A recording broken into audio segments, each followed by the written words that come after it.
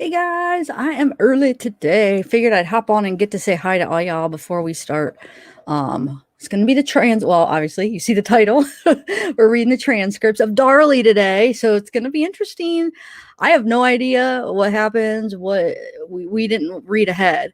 And this was a trial that wasn't recorded, like it wasn't all over TV, like there's no records or the transcripts, but there's no like video or audio recording of it, at least that they made public. So we just heard from like gossip rumors that she didn't do very well, I guess. So I don't know. We will see. Bella will be playing Darlie. So she'll be up in a minute. So yeah, it'll be interesting. Hey Marie Olson, Ozgal 69. So we got an early live today. I thought let's do it a little bit earlier, get some people that sometimes can't make it later. Hey Mark Klein, what is up? How are you? Nice to see you. I haven't seen you in a minute. How's everything going? Hey Vicky, Faithful One. Wookie woo. Wait. How do you say that? Wookie woo. Oh my god, I love that. Wookie woo.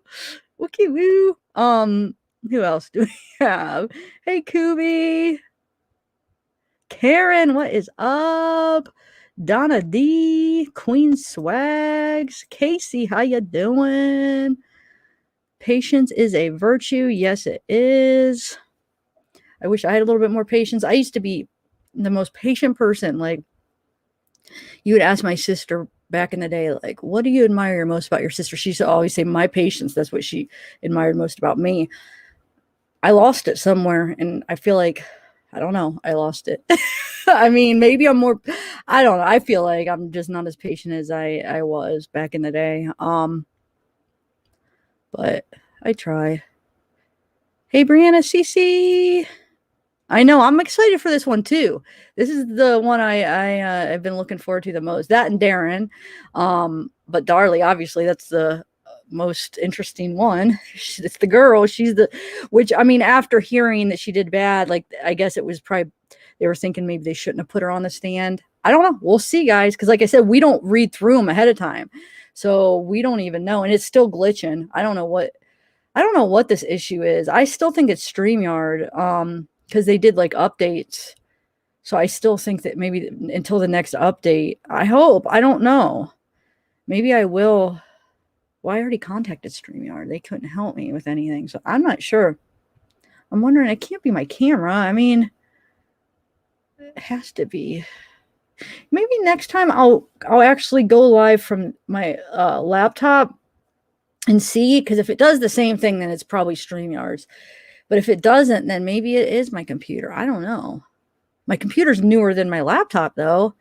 Anyway, yes, I know it is a tough one, and that's something that I work on every day. And I feel like it was like the drugs that took it away. You know what I'm saying? It was like after so many years, I feel like I lost it. I've always say, like, even as Randy, like I always blame it on that. Like I think that's what somehow just the addiction, and somehow it changed, like some kind of like chemical imbalance or something where it just made me lose it. Like that's the only thing I could think of, because I used to be like the most relaxed, laid back person. And it definitely has made me a little bit more high strung all the years of using. Let me see. Milani. Okay. So yeah. Anyway. Hey Linda, what's up? Eva Poel. That's okay. So I know I've asked you this a million times, but I forget. Why do I want to say Poel? Because like no L is spelled like that, but it's probably just Pole, right? Or is it Poel? How would you say your name? Hey, Hazel Eyes. Do you really have hazel eyes? I love hazel eyes. My sister had hazel eyes. I like hazel eyes, are really a pretty color for eyes. Hey, Diana Wright in the house. Nice to see you. Got your quill up, of course. Diana Wright, special back here. I still have to take the video of it. Man, I will. I'll get around to it. I'm just, God, it takes me forever to get things done, I feel like. Who else? Oh, Gailster, Duck Juggler at Apple Pie Cafe. Oh, jeez. That's a classic there, guys. Donna D, it was great to be able to follow along by listening to them on this great channel. Oh, thanks. Yup. It'll be interesting. I am looking forward to seeing what happens. I don't know. Let me see how long it is. Yeah, this will probably be either a 2 or 3-parter because it's 143 pages. So we're going to try to keep them at 2 hours each. So I'm guessing this is at least going to take us 2 different lives, maybe 3, because I know on the last one, I want to like end it. Maybe the last one will just almost be done. And then I want to end it with like maybe a discussion, you know, too. So 140. Yeah, I'm guessing we might be able to break it up into 3 different parts. You do have hazel eyes. Okay. Yeah, I love hazel eyes. True Court and Crime Junkie. What is up? Marjorie. So yeah, I'm just waiting for Bella and then we could probably start. Why is that glitching?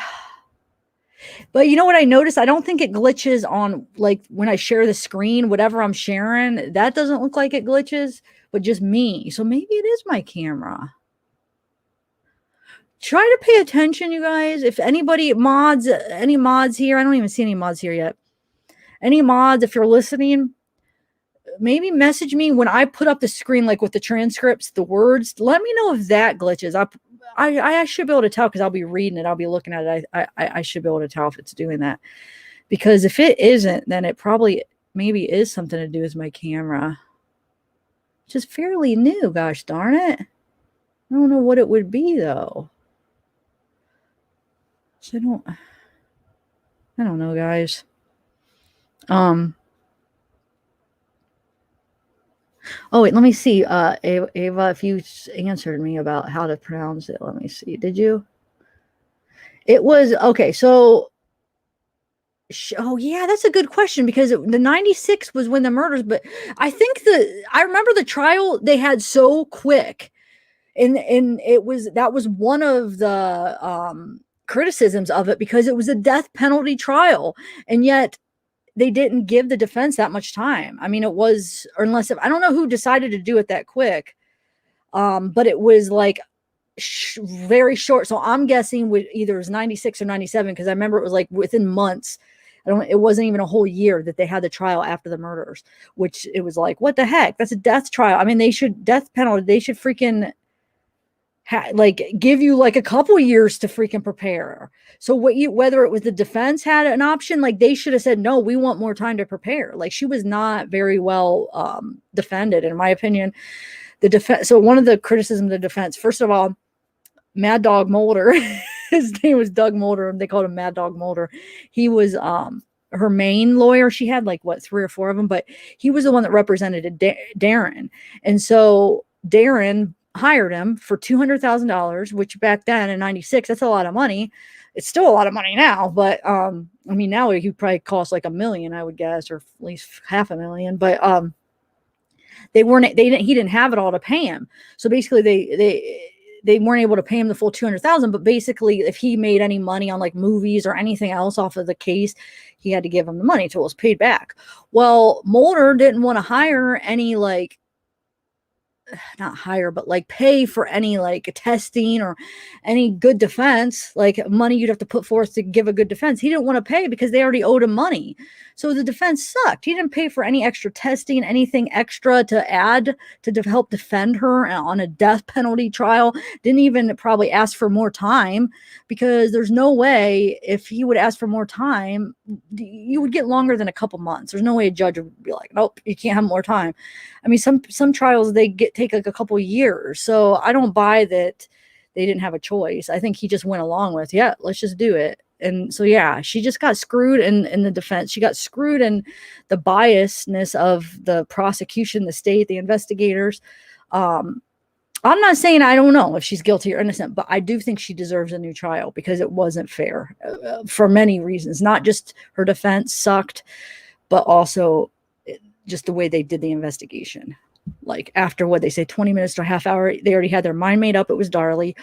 Do you understand? Like when you see a crime scene, if you don't go with all the tips and at least go with all the other possibilities and look into them, you can make anything fit. I feel like. So if you want to like have your mind made up, it's Darlie. You can make the crime scene fit a narrative of it being Darlie.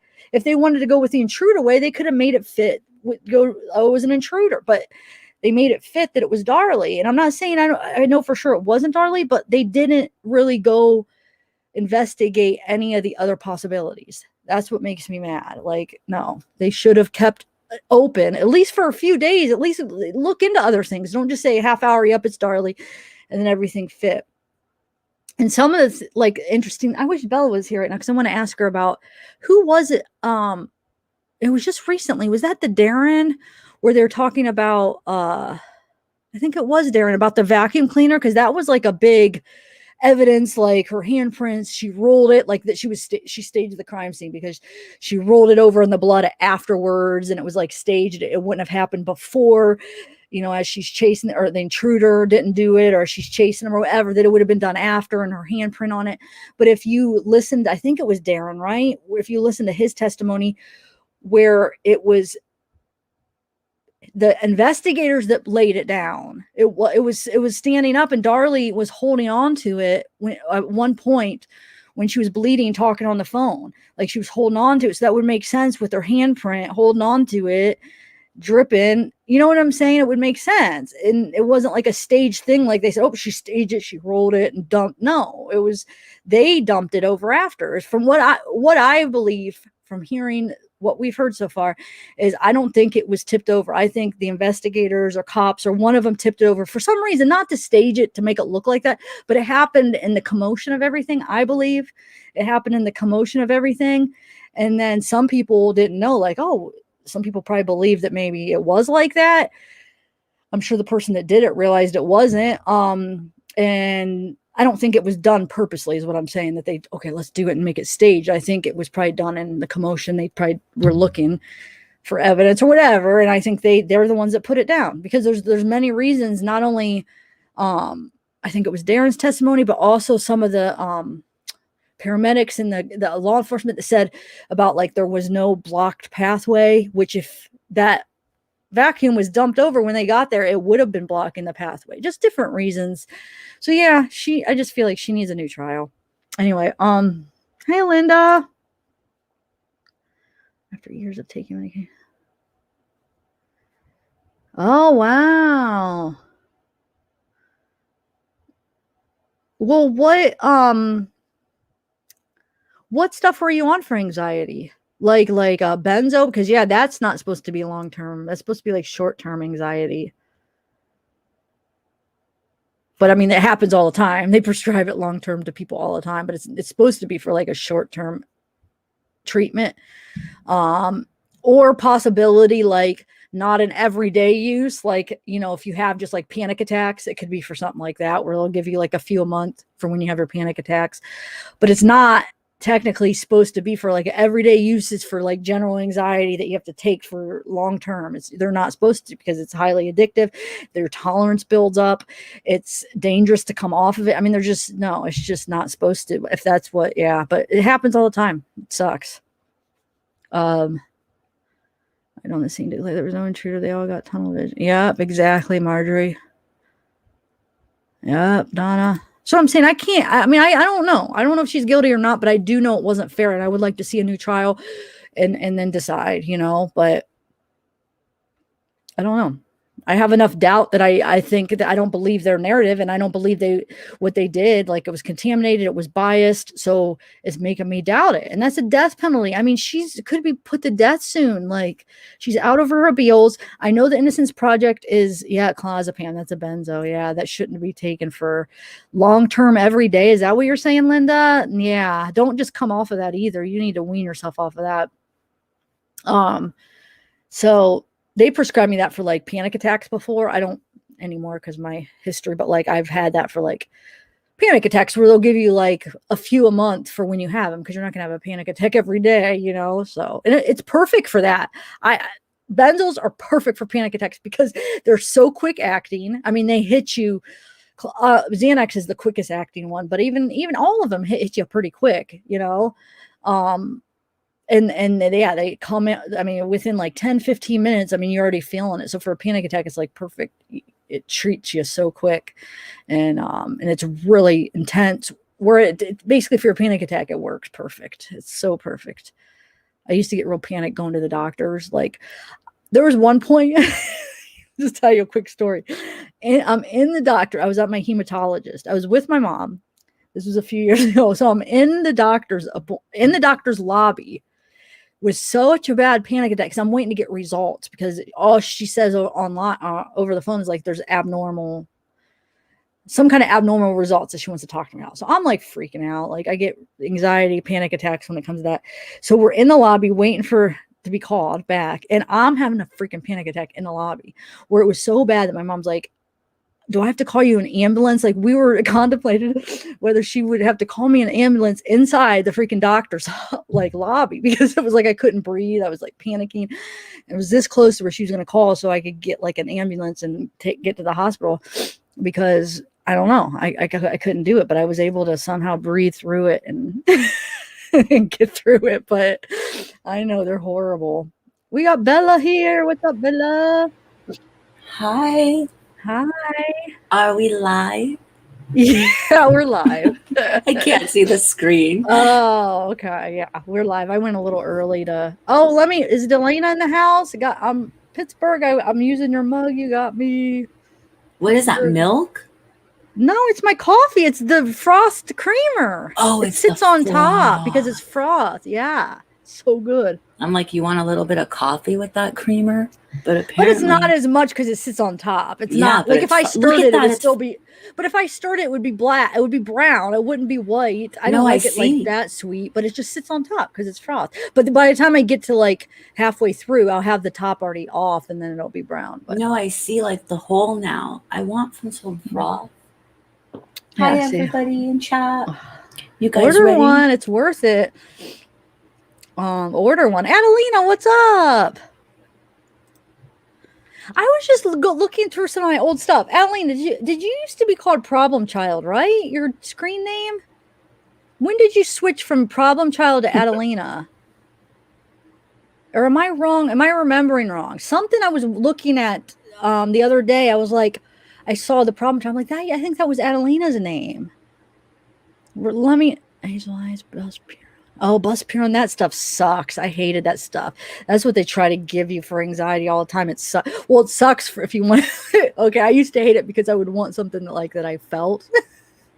Like that I would get high off of it. It was like when I was wanting something to get high off of it. So it was like, I don't want it anymore. For those of you who don't know me, October will be 5 years clean. But like, yeah, that stuff would suck. It was like, oh, like I would try to eat like 10 of them just to get a buzz. And yeah. Oh my gosh. You're like, this isn't working. Randy used to try because it was like, well, this is all I have. And, you know, if you're like going through withdrawals or something to try to, you know how it is. But anyway, you get desperate, you try things. Wait, hold on. Yeah, it don't get you high. Oh, wait, Adelina. Yeah, I was Problem Child for a month or two. Okay. That's what I thought. I don't know. I ran across something where I saw that. I don't know if it was like an old comment. And I was like, Problem Child. Oh, my God. Anyway, hydroxyzine, that's what they gave me after, you know, because like if you have like addiction or whatever, they give you something like that. So that's what they gave. It's like a really strong antihistamine is what hydroxyzine is. So like last year or whatever, or like a couple years ago, that's what they gave me for anxiety. And I used it like a couple times, but I got really mean. My mom's like, you're not taking it anymore. You guys saw like hydroxyzine. I got like mean on it. It makes you, it's like a really strong antihistamine. They say they compare it to like a Benadryl times like 1,000, and it's like it knocks you. I mean, it makes you tired, but it's like I got grumpy. I don't know. I got grumpy, so I only took it a couple times, and my mom's like, "You're not taking that anymore." Like, okay. Is it like a steroid? No, it's not a steroid. It's an antihistamine. Oh, interesting. Yeah. Well, keep me. But they give it for anxiety. They use it for anxiety, so. Well, that would just increase your anxiety because you're mean all the time. People are mean back to you. Like, I don't know why everyone's so mean to me. It's like, because you're rude. Oh, you guys. Anyway, I was like warming up my voice. Yeah, I was like, I gotta do voice warm-ups. Well, because it's like so early on for my end, I'm not like out talking for the day. So I just want to make sure that I don't sound what someone called fried. One time they're like, you sound tired. Your voice sounds fried. Because this is the big day, you guys. This is Darlie. Yeah. We've waited for this, right? I know. Yeah. I've been wanting this, but we didn't read ahead because I've been wanting to know, like, how did it go? Because I mean, I've heard it went kind of bad, but I guess we'll see ourselves, like, how it really went. But I mean, we can only see so much because the expression, body language, I mean, that could ruin it. She could be saying all the right things, but like looking a certain way, her tone is weird, or you know what I'm saying, and that can make it look bad. So I don't know. I wish they did. You don't think they recorded it at all? Like, why isn't there any like sneak peeks, like leaked like videos? Like, they didn't record it all. I know they didn't make it public, but you don't think they did it for records? I mean, it wasn't a big deal back then. It was like Court TV was when it was in its infancy. Okay.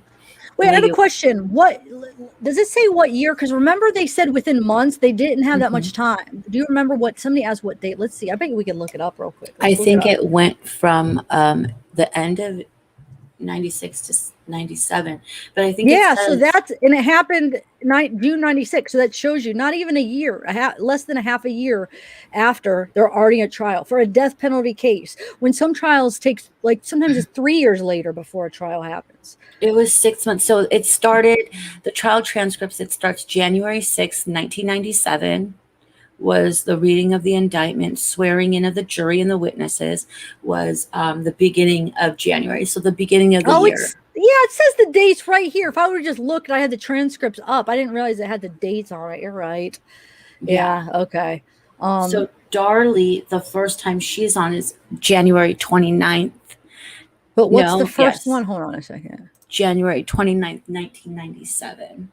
No, but the first one was what, January 6th? 6th, yes. So that's still like it happened June 6th. So wow. 6 months, 7 months.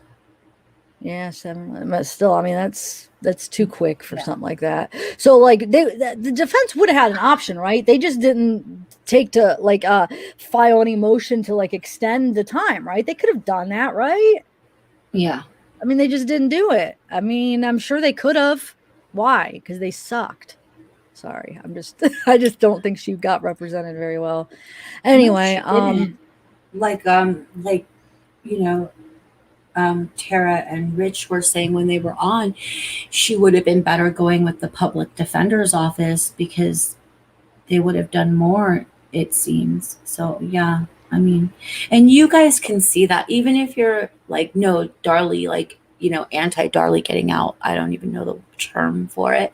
You could see like her trial is skewed, right? I mean, it's because it's really apparent to me, right, Zav? Like, don't you feel that too? Like, it's kind of like, we're always frustrated. Yeah, no, I was just talking about like the vacuum cleaner. I brought up that example. Was that Darren when he like confirmed that Darlie was holding on to it? Wasn't that Darren saying that? Yeah. And like the blood, that makes sense, her blood handprint on it. And everybody's like, oh, she staged it. She rolled. And I think it was either investigators, paramedics, somebody in there is the one that put it down. It wasn't her, and it wasn't her staging the scene. From what my opinion from going over the testimonies, I believe somebody put it down, not on purpose. I don't think they did it purposely to say, oh, it was staged. I think it was done before the investigator got there to like observe everything probably. But I think during the whole commotion, somebody put it down, probably to look at the blood or look at something. Don't you think? They were like probably checking it out. It wasn't Darlie. So that whole narrative of her staging the scene and rolling it and putting it down and throwing the glass, we all seen like reenactments and stuff. That right there, I mean, it's false. I'm sorry. It makes me mad because I don't know if she did it, but I don't believe their narrative of how it happened. I know that. Yeah. I mean, it's all right. So we're going back in time today, you guys. We're on January 29th of 1997. Maybe some of you guys weren't even born. Yeah, that's true. How old would that be if you're born on that day? Oh yeah, dude, you could be like still in your 20s and not be born, right? Like, wow. All right. Totally. So yeah, you guys might not all, you might have been babies too. I would have been, what year, 97? I would have been, what, 16 years old, I guess? Huh. How old would you have been? Don't look at me. I'm not saying Oh, my okay. age. You're like waiting, like, I and then know. how old were you, Bella? No, not know. happening. I tried. I know. Diana, you're 32. Okay, 23. What's up, Chelsea? Hey, duality, reality. I heart LOL 90. I think we're gonna get started here with Libra. What's up? I think I said hi to everybody at the beginning. That's why I got on early. I was like, I'll be able to say hi to everybody. Hey, DK, Hazel Eyes, Lady D. All right. Elise said hi to everybody that's been chatting, I should say. Got Donna D. All right, you want to try? You want to Grunge Truck? What's up?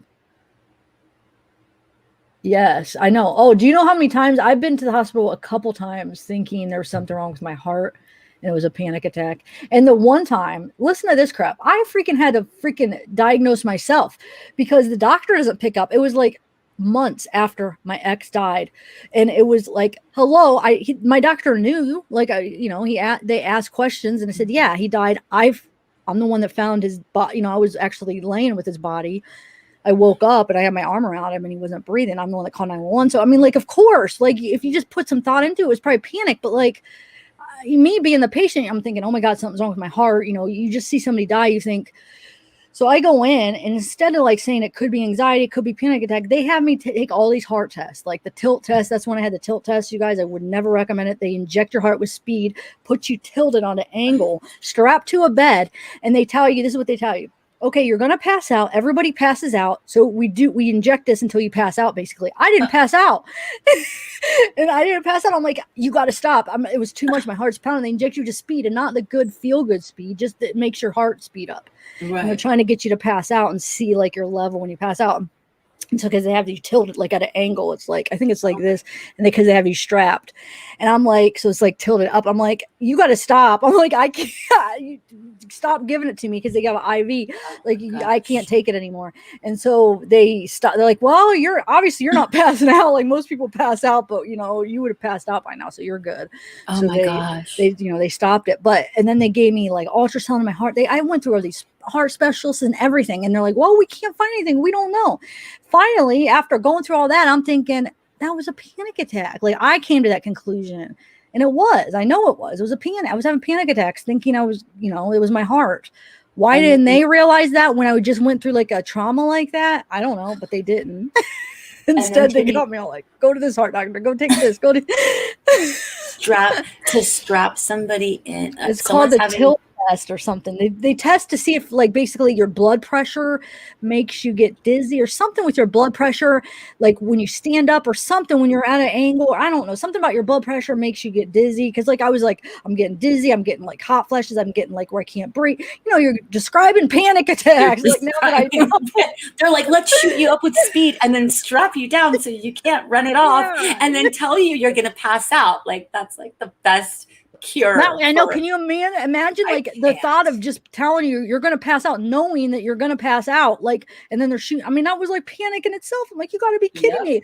I have never passed out just like where you don't, you know what I'm saying? Like, I blacked out, but like where you're about to pass. No, that was just, yeah.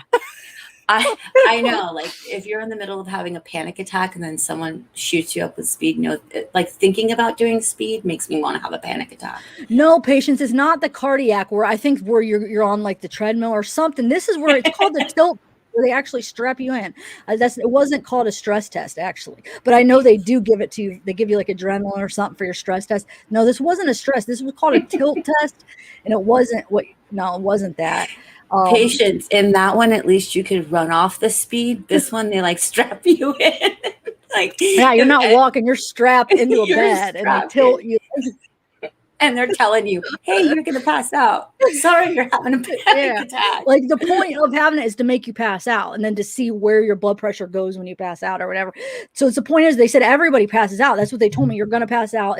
We see your levels when you pass out. So it's like you're being told you're going to pass out from the speed that makes you feel horrible. And I didn't pass out because I was probably having an anxiety attack while like, oh my God, like speed. And I'm like thinking about not passing out. I'm like, oh my God, I don't want to pass out. So I never did. And they're like, well, you're good because you didn't even pass out. Wonder what this is. You didn't pass out. It's like you got to stop. You got to stop. This is making me sick because it was making you nauseous. Because speed, just like pure speed into your heart. I was like, I'm getting nauseous. I'm not feeling good. I'm shaking. I'm like, can you just? I'm done. I can't do this anymore. And they're like, yeah, we don't need to give any more. You get past. Anyway, Sarah Lee, thank you so much. Oh, thanks, so Sarah. I'm glad you made it. It is. So if anybody wants you to take the tilt test, think twice. And then before it, you have to sign like your life away, basically. Swear to God. It was my first experience because I remember I was like, Mom, do I sign this? Like it's saying like, if you have a heart attack or you die, that they're not responsible because they're giving you speed. So you have to sign it so you can't sue them if you have a heart attack from them giving you speed or you die, like, because they're risking your heart. And I'm just like, and then just knowing what it was this whole time was anxiety. Panic attacks of fear of dying because of my boyfriend dying. So like that fear, and then you're signing that. Like, can you imagine how that was adding to everything? It's good you could laugh about it now, but I'm sure at the time, oh my God, forget about it. Okay, we ready, guys? Yeah, let's do this. Did not miss nothing. Okay. Yeah, I've never had an actual stress test, but if it's anything, I don't want that speed again. All right, so because I know they do that to test your heart, like especially the older people that can't get their heart worked up hard enough, they'll give you right? Isn't that why they use sometimes that adrenaline and the speed? God. But yeah, that's why people are confusing what I did with that, because they do sometimes to get your heart. They need to put the stress on your heart, and sometimes especially if you can't walk, if you can't exercise because you're like, you know what I'm saying? You're not able to get your heart rate up. They'll give it to you because they have to test the stress. So, but this is not what that was. This is different, right? I'm just look up tilt test. I'm going to Google that after this live, and I'm never doing it. Don't. Thanks, Kayleen. Thanks, nice Kayleen Rickle. Hazel, I would run out of eyes. All right. I know you're strapped, Hazel Eyes. You can't. Your worst nightmare, and then you're strapped. Yeah. You're not going to be able to run down a hall. Okay. No, that's fine. Yeah, a lot of people think that. I mean, everybody's welcome. Yeah, I mean, most people I would say do think that she's guilty. Mm-hmm. I don't know. I just have enough doubt that I think she deserves another trial, because I have too much doubt if she did, or if it happened quite that way, or whatever. I just have too much doubt. So I just don't believe the narrative that they said. And it's almost like you have to believe that's what they always say. You have to believe the story that the state puts on. Like, you have to believe it to not have doubt, right? You have to believe their story, and I don't.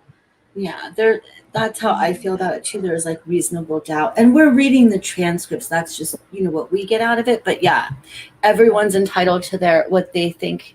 That, obviously their opinion. See, I'm already tongue twisted, you guys, today. Let's hope this goes good. Disclaimer, we have not read these transcripts prior to being on here, so there might be mistakes. It's the first time we're seeing it. We're seeing it with you guys. Yeah, and thanks, stuff happens. Oh, thanks for being a member.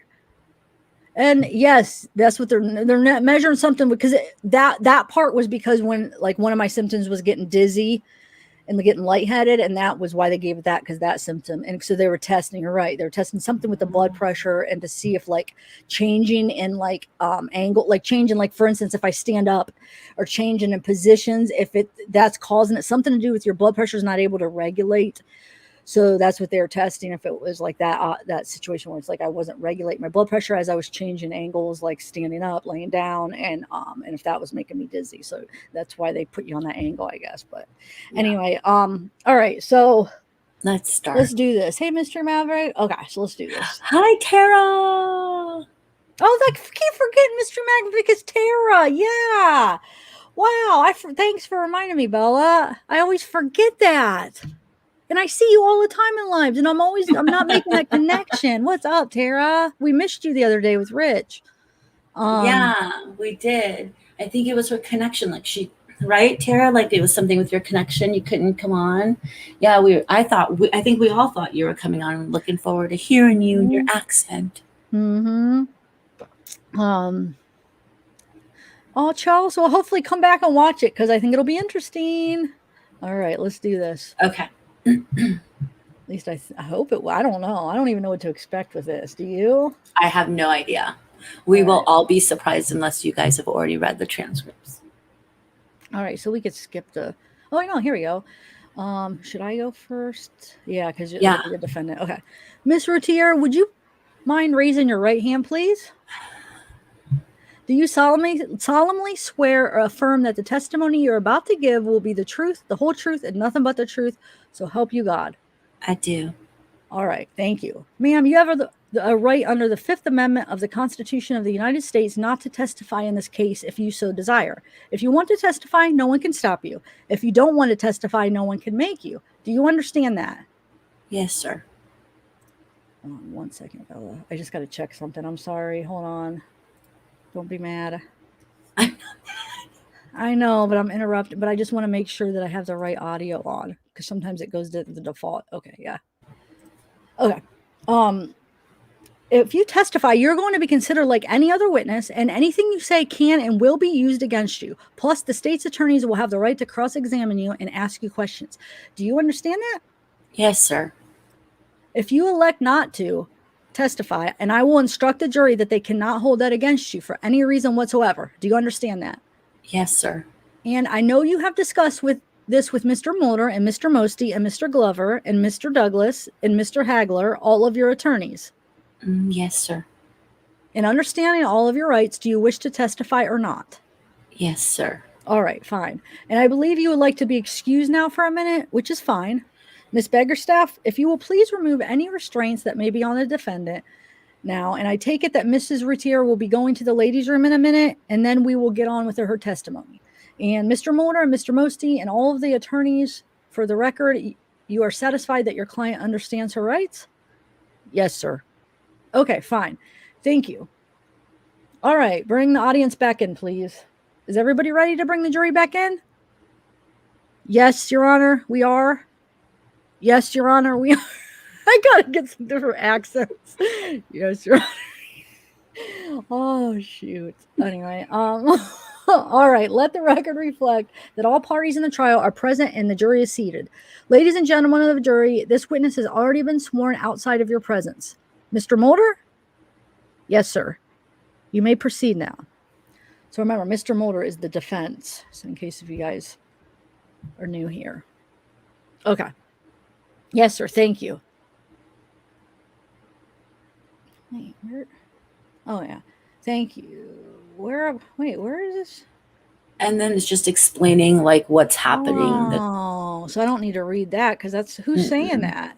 It's just like explaining like the back notes, like she was called for, yeah. Oh, is that Mr. Mulder saying that? I don't think that's, you know how sometimes they put notes? No, I don't think he's saying that. I've never seen it exactly like that though. Okay. Yeah, bold, yeah. You are Darlie Routier? Yes, sir. And Darlie, will you tell the jury how old you are? I'm 27. Okay. And are you married? Yes. Tell the jury where you grew up. Well, I was born in Altoona, Pennsylvania. We moved when I was 7 years old. We moved to Lubbock, Texas. We came back to Pennsylvania when I was probably about 11 and moved again when I was 13 back to Lubbock. Okay. Were you in school there in Lubbock? Yes, I was. And at that time, what did your family consist of? Well, it was myself, my mother, and my father, and my two little sisters, Dana and Danielle. And how much younger were they than you? Well, Dana is 10 years younger than I am, and Danielle is almost 12 years younger than I am. Okay. How long did you stay there in Pennsylvania before you moved, if you did? The first time or the second time? Well, as I understand it, you were born there and lived there. About how long did you live there? 7 years. Okay. And where did you move when you left Pennsylvania? Lubbock, Texas. Okay. And how long did you stay there in Lubbock? It was just a few years at a time. Okay. We moved back to Pennsylvania after that. All right. And then after that, I believe we moved back to Lubbock when I was 13. Okay. Were you in school there in Lubbock? Yes. Did you graduate from high school there in Lubbock? Yes, sir.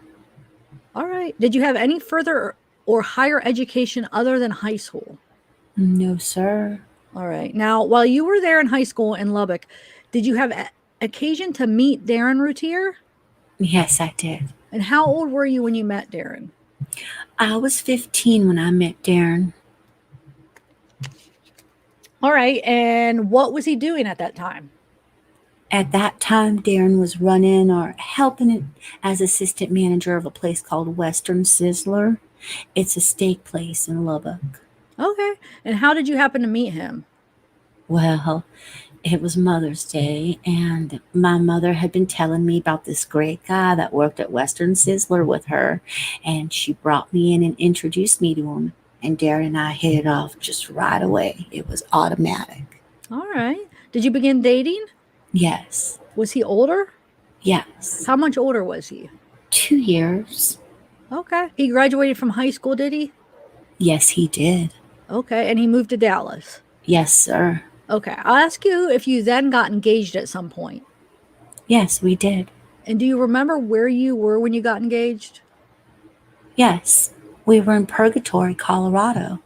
We were up on a ski lift when Darren asked me to marry him. All right. And you agreed, I take it. Yes. All right. And you were married sometime after you graduated from high school? Yes, sir. Will you tell the jury when you were married? We were married August 27th, 1988. Okay. And did you go on a honeymoon? Yes, we did. Where'd you go? We went to Jamaica. When you got back, where did the two of you reside? We were living in an apartment. Actually, I believe it was in Garland, but it was right off there's like a peninsula off the Lake Ray Hubbard, and it was right off of that in an apartment. Okay. And at that time, were you both working? Yes. And where were you working? We were both working at Qbox and Roulette. Okay. And what sort of business is Qbox? Well, Qbox is a printed circuit board manufacturing place. They start from start to finish.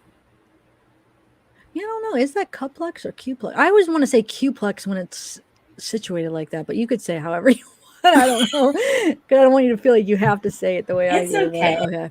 Okay. Anyway. Okay. And what sort of work did you do there? Can I just say, is she shackled right now on the stand? I don't know. Maybe because they took her off of it to go to the bathroom, but then did they put her back on the shackles? Do you know? I don't know. Like, that trips me out. saying, And I would think her should- attorneys would not allow that, because obviously there's bailiffs there. She's not like a complete danger, and that taints things. That's really weird to me that she had shackles on. Sorry. Okay. All right. Do you want to ask that again so we don't like get off track? Okay. And what sort of work did you do there? I put the image on the printed circuit boards. When you get a printed circuit board, it's just a blank, pretty much piece of fiberglass, and they have these machines. And you take this film and you put it on the board, and the machine photosynth. I don't know what it's called, but anyway, it puts the film on the board, and that is basically what I was doing. Okay. How long did you work there at Qbox? I worked at Qbox, I believe it was about 8 months. Okay. And how long did Darren work there? I think Darren was there for about, I want to say like 4 years. Okay. At some point, did you all start your own business? Yes, we did. What was in the name of your business? Test Neck Electronics. Okay. And what sort of work did you and Darren do? Well, in the beginning, we just started out selling pins, like as a broker type. Okay. As we went on, we started building fixtures. All right. Tell us what You started selling pins? Yeah, pins. Just they're parts that go into testing a printed circuit board, and companies all over the world use them. And so in this business, it's a common thing. Okay. So then you expanded the business to include what? Yes, we expanded the business in 91, I believe. Okay. In 92, we moved into a building because the business was growing. Had you been operating the business out of your apartment? Yes. Well, at the time we had moved out of the apartment and had gotten a home. Okay. And where was the home located? It was on Bond Street in Rolette. Okay. You operated your business out of your home. Yes, sir. And what had the business expanded to at that point? What were you all doing? While we were still in the home, Yes. we were pretty much still doing the same thing, selling pins and building fixtures.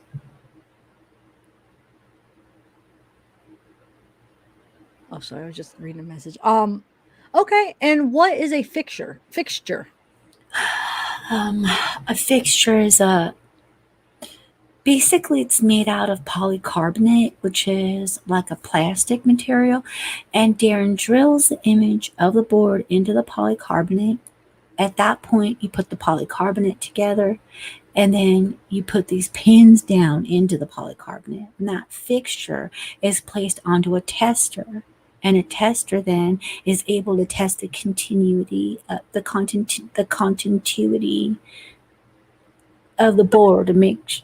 Are you laughing? I can't see your face. No, There's some words I get You're stuck on. fine. Me too. Like Okay. hello, have you seen my lives? I mean, I sometimes just can't pronounce words normally. You I'm can't. not Continuity is how I Yes, say it. But like, continuity. Thank you.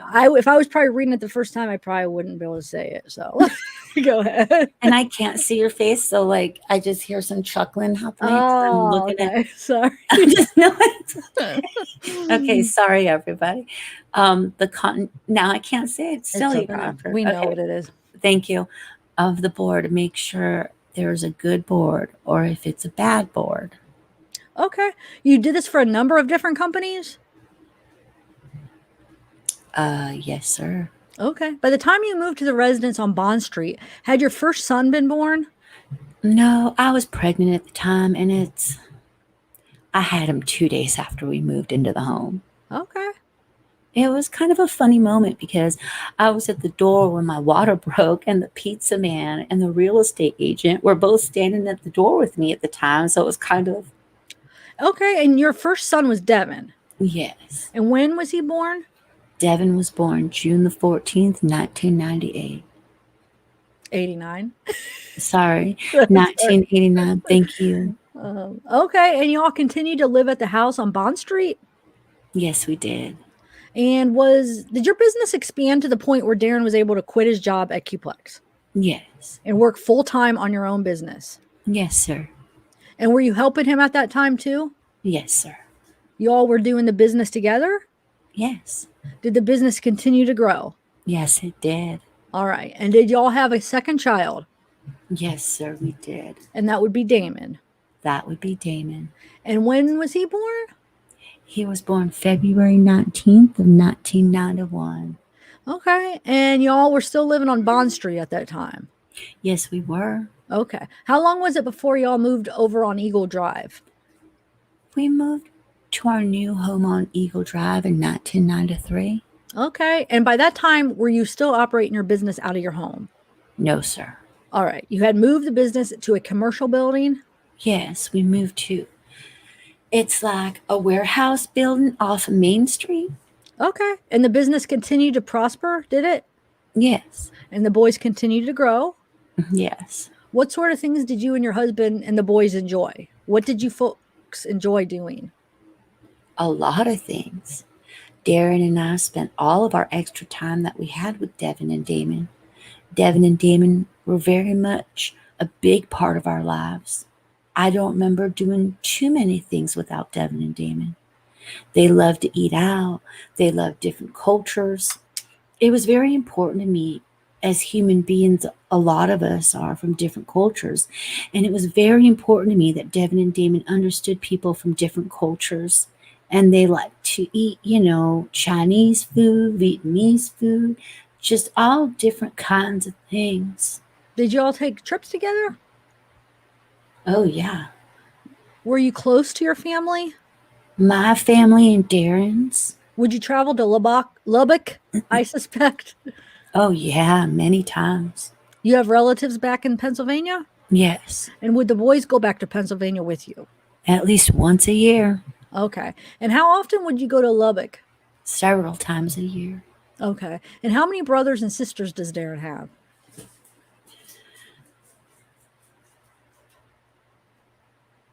Darren has a brother, Dion, and a sister, Arinda. Okay. Are they younger or older? They're both younger. Okay. Do you know about how old they are?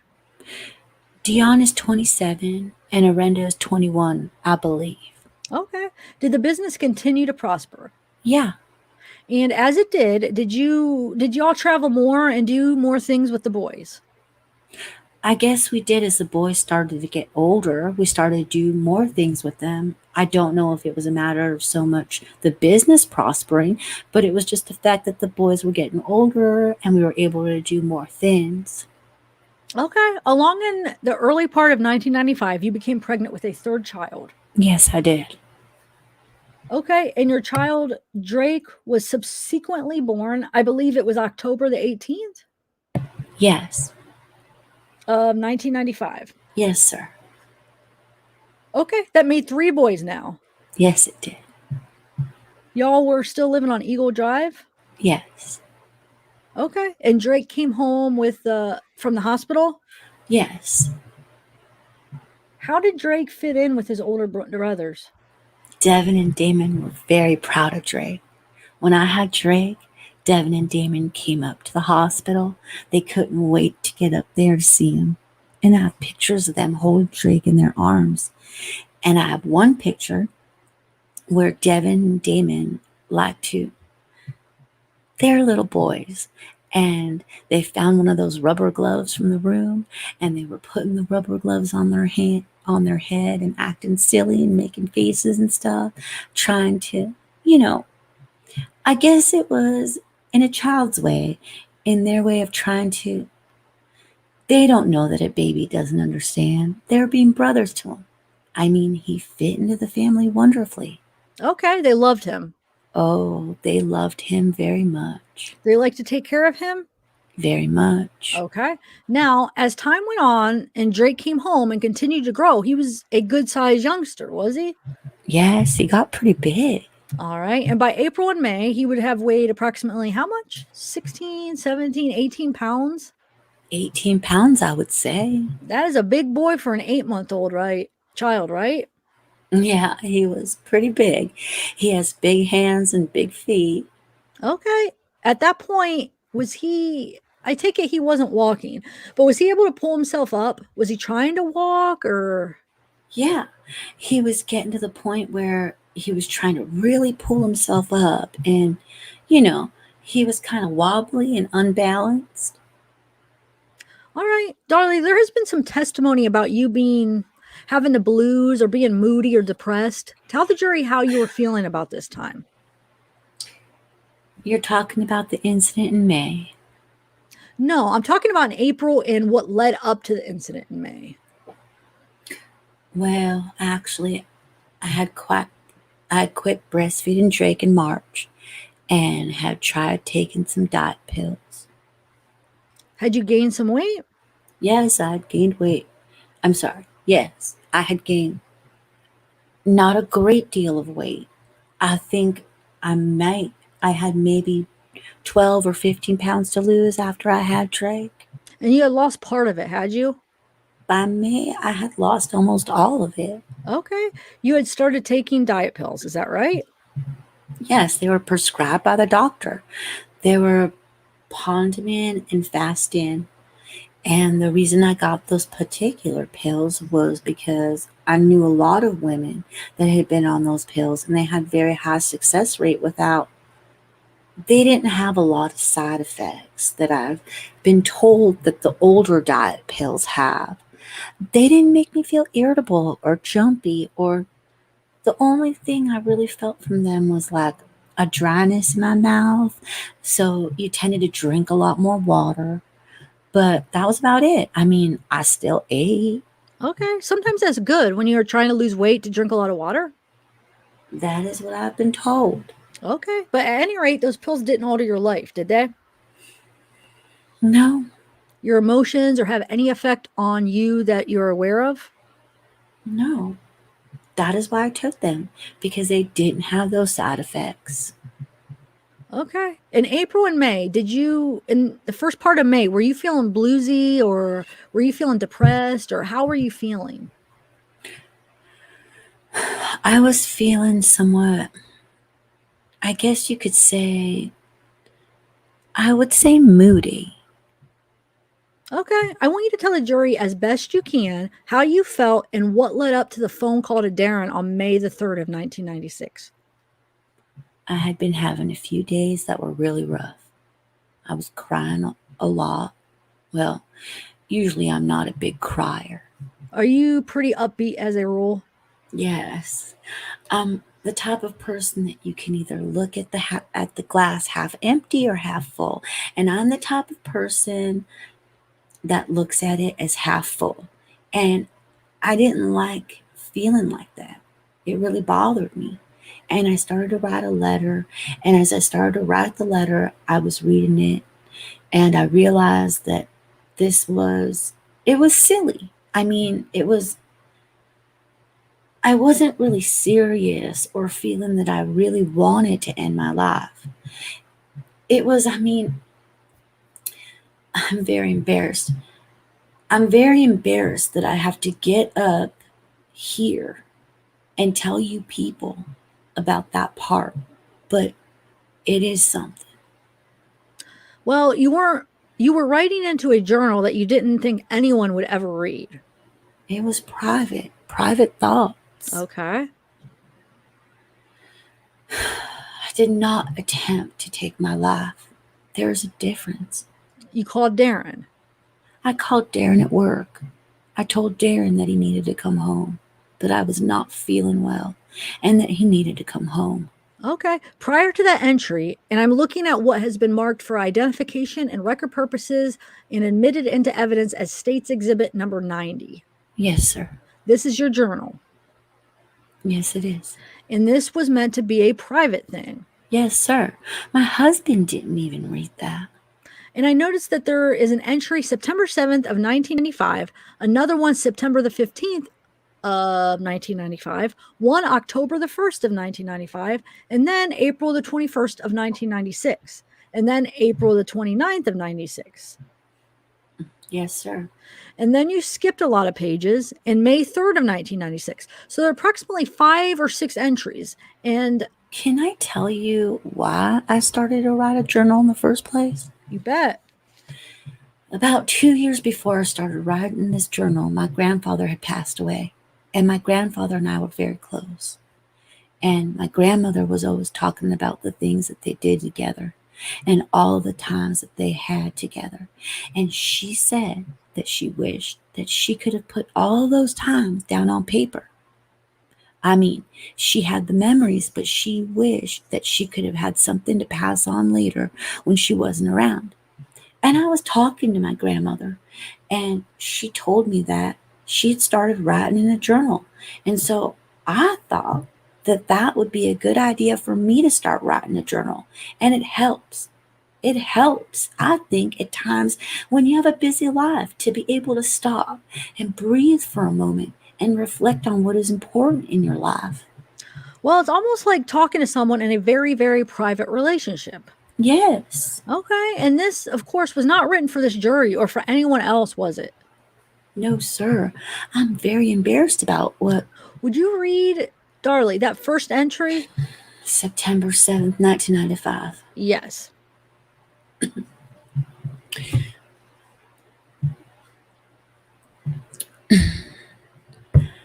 Today is a new day with new hopes for everyone. I pray to God that Dana will open her eyes and break down her walls. Devin and Damon are growing so fast, and I see myself getting older each day. I'm now over 7 months pregnant, and we're bringing Drake Routier into the world. It has been almost 5 years since I have had a baby, so I'm a little worried. But inside, I know everyone will adjust fine. My life is good, and I have much to be proud of, but sometimes we just forget. And I think of my grandmother often, and I know how lonely she must be at times. I wish I could take all her pain. I wish I could take her away her pain. I know Pappy is watching over her. I have had 2 dreams about death in the past several months. Both times I was hesitant to go, but when I did, it was such a wonderful feeling, one that you cannot describe. And both times I thought I was going to be with the Lord. I don't know what these dreams are telling me. I only know that I'm not yet ready to leave my wonderful life here. Time will tell the story. For now, I will close, for tomorrow is another day. Let it be a good one. Okay. Your next entry is written, what, a week? So? September 15th, yeah. How much later? A week? 8 days? Yeah, about that. Okay. And read that if you would for the jury.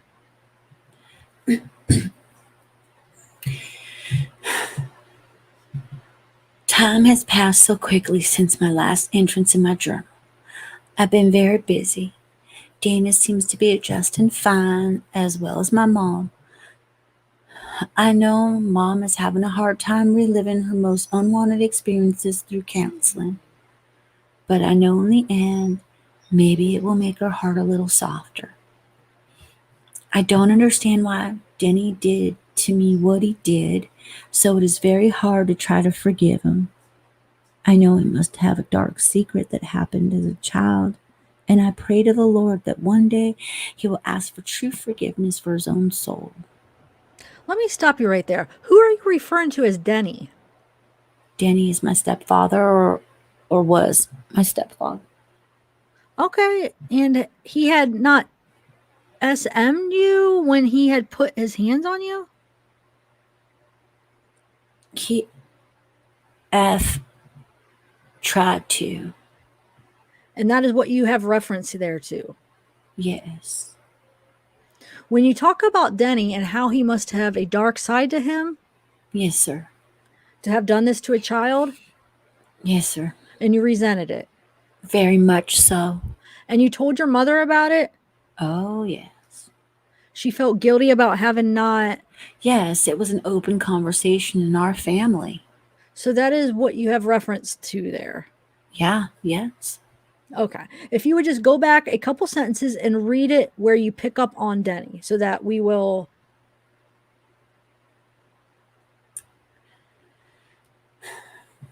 I don't understand why Denny did to me what he did, and it is very hard to try to forget and try and forgive him. I know he must have been a very dark secret that happened as a child, and I pray to the Lord that one day he will ask for true forgiveness for his own soul. Eternity is a long time. Damon has been with his grandmother all week and will be returning home this evening. I can't wait to see him. I've really enjoyed the time with Devin. But when one of my babies are away, I do not feel complete. I guess that is because they're such a part of my life. Sometimes I pray the Lord will guide them down the right path so that they will have a prosperous life. They deserve health, happiness, and peace. We all deserve that. Maybe if we could all relax a little more, then the world would be a much better place. I will close for now and ask the Lord to watch over us all and help us make the right decisions. Okay. When is your next entry in the journal, Darlie? On October the 1st, 1995. All right. So what would be approximately 2 weeks later? So that would be approximately 2 weeks later. Sorry. Yes. Okay. And read that to the jury, if you would, please. Sorry, gonna get a drink of water before I start.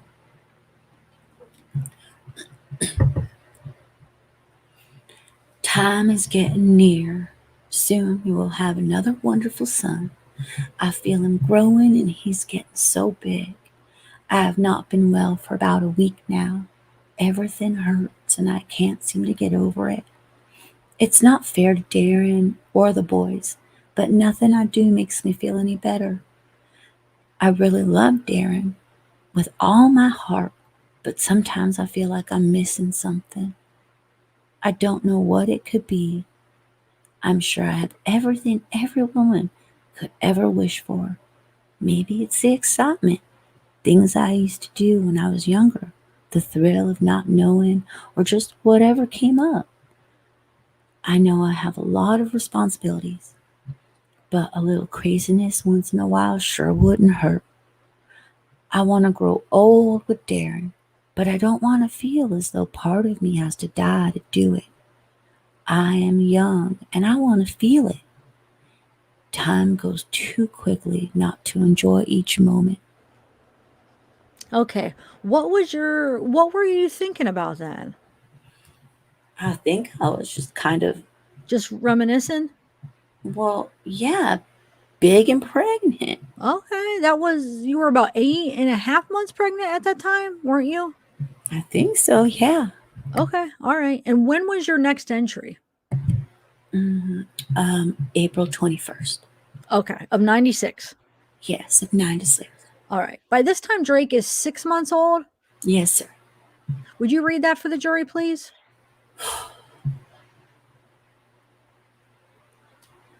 Time has come and gone so quickly. Baby Drake was born October 18th. He weighed 6 pounds and 6 ounces, and he left the hospital weighing 5 pounds and 11 ounces and was wearing preemie clothes. He was a beautiful baby. All he did was sleep for the first 2 months. He is now 6 months old. He has 2 teeth, crawls, and tries to stand.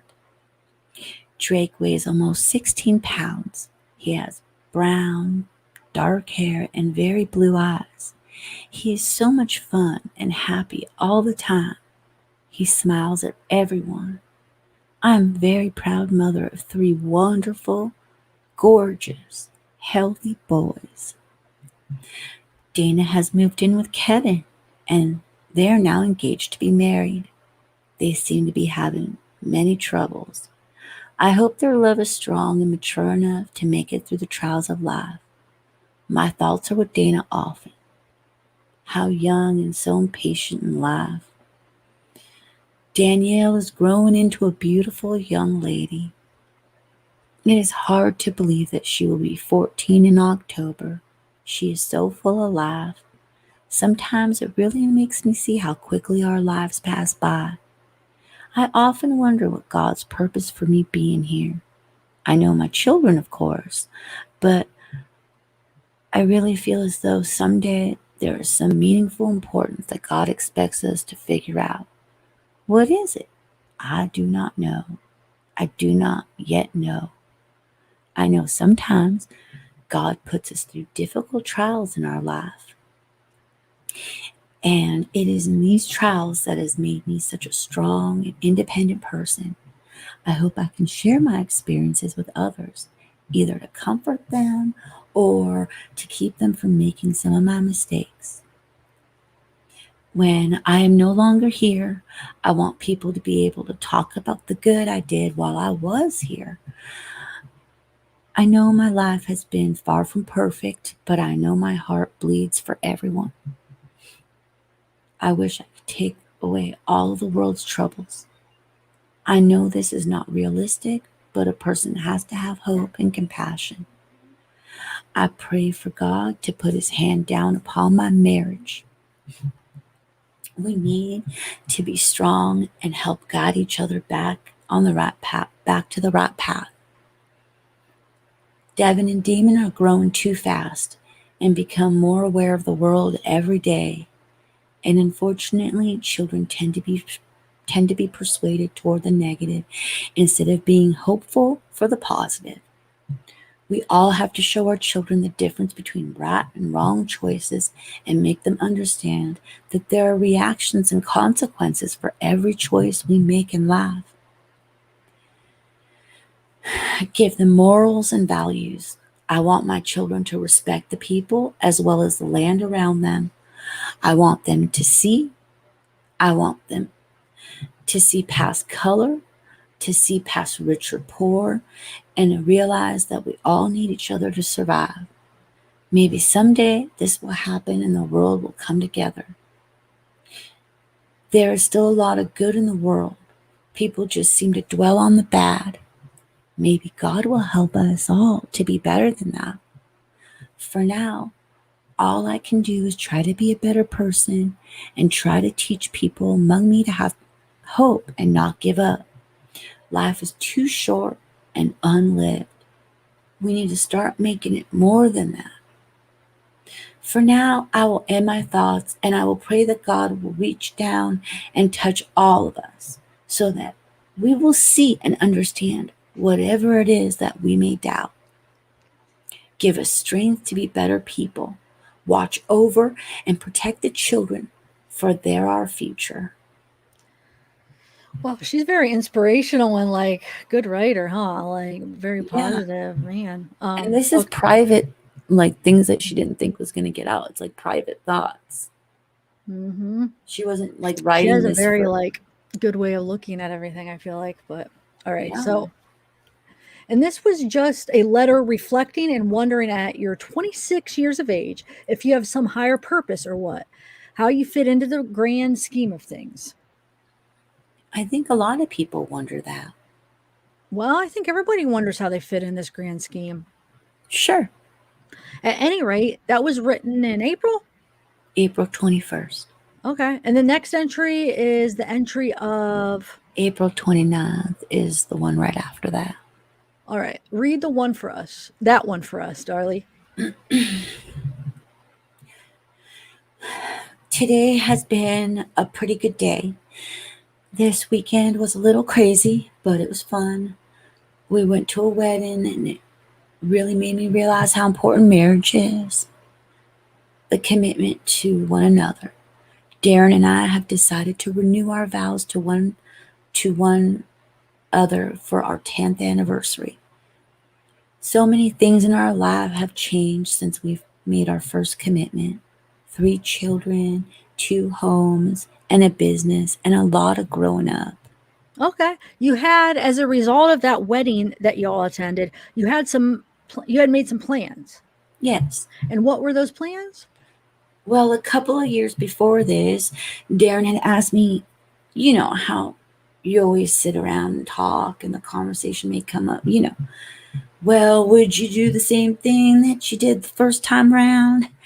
And I have always told Darren, yes, I will marry you again in a second. And after we went to this wedding, one day or the day afterwards, Darren asked me seriously if I would remarry him again. And I told him yes, that I would. Okay. Did you start planning then in your mind for a. Well, yeah, in Dallas. I know this is Kerrville, but in Dallas.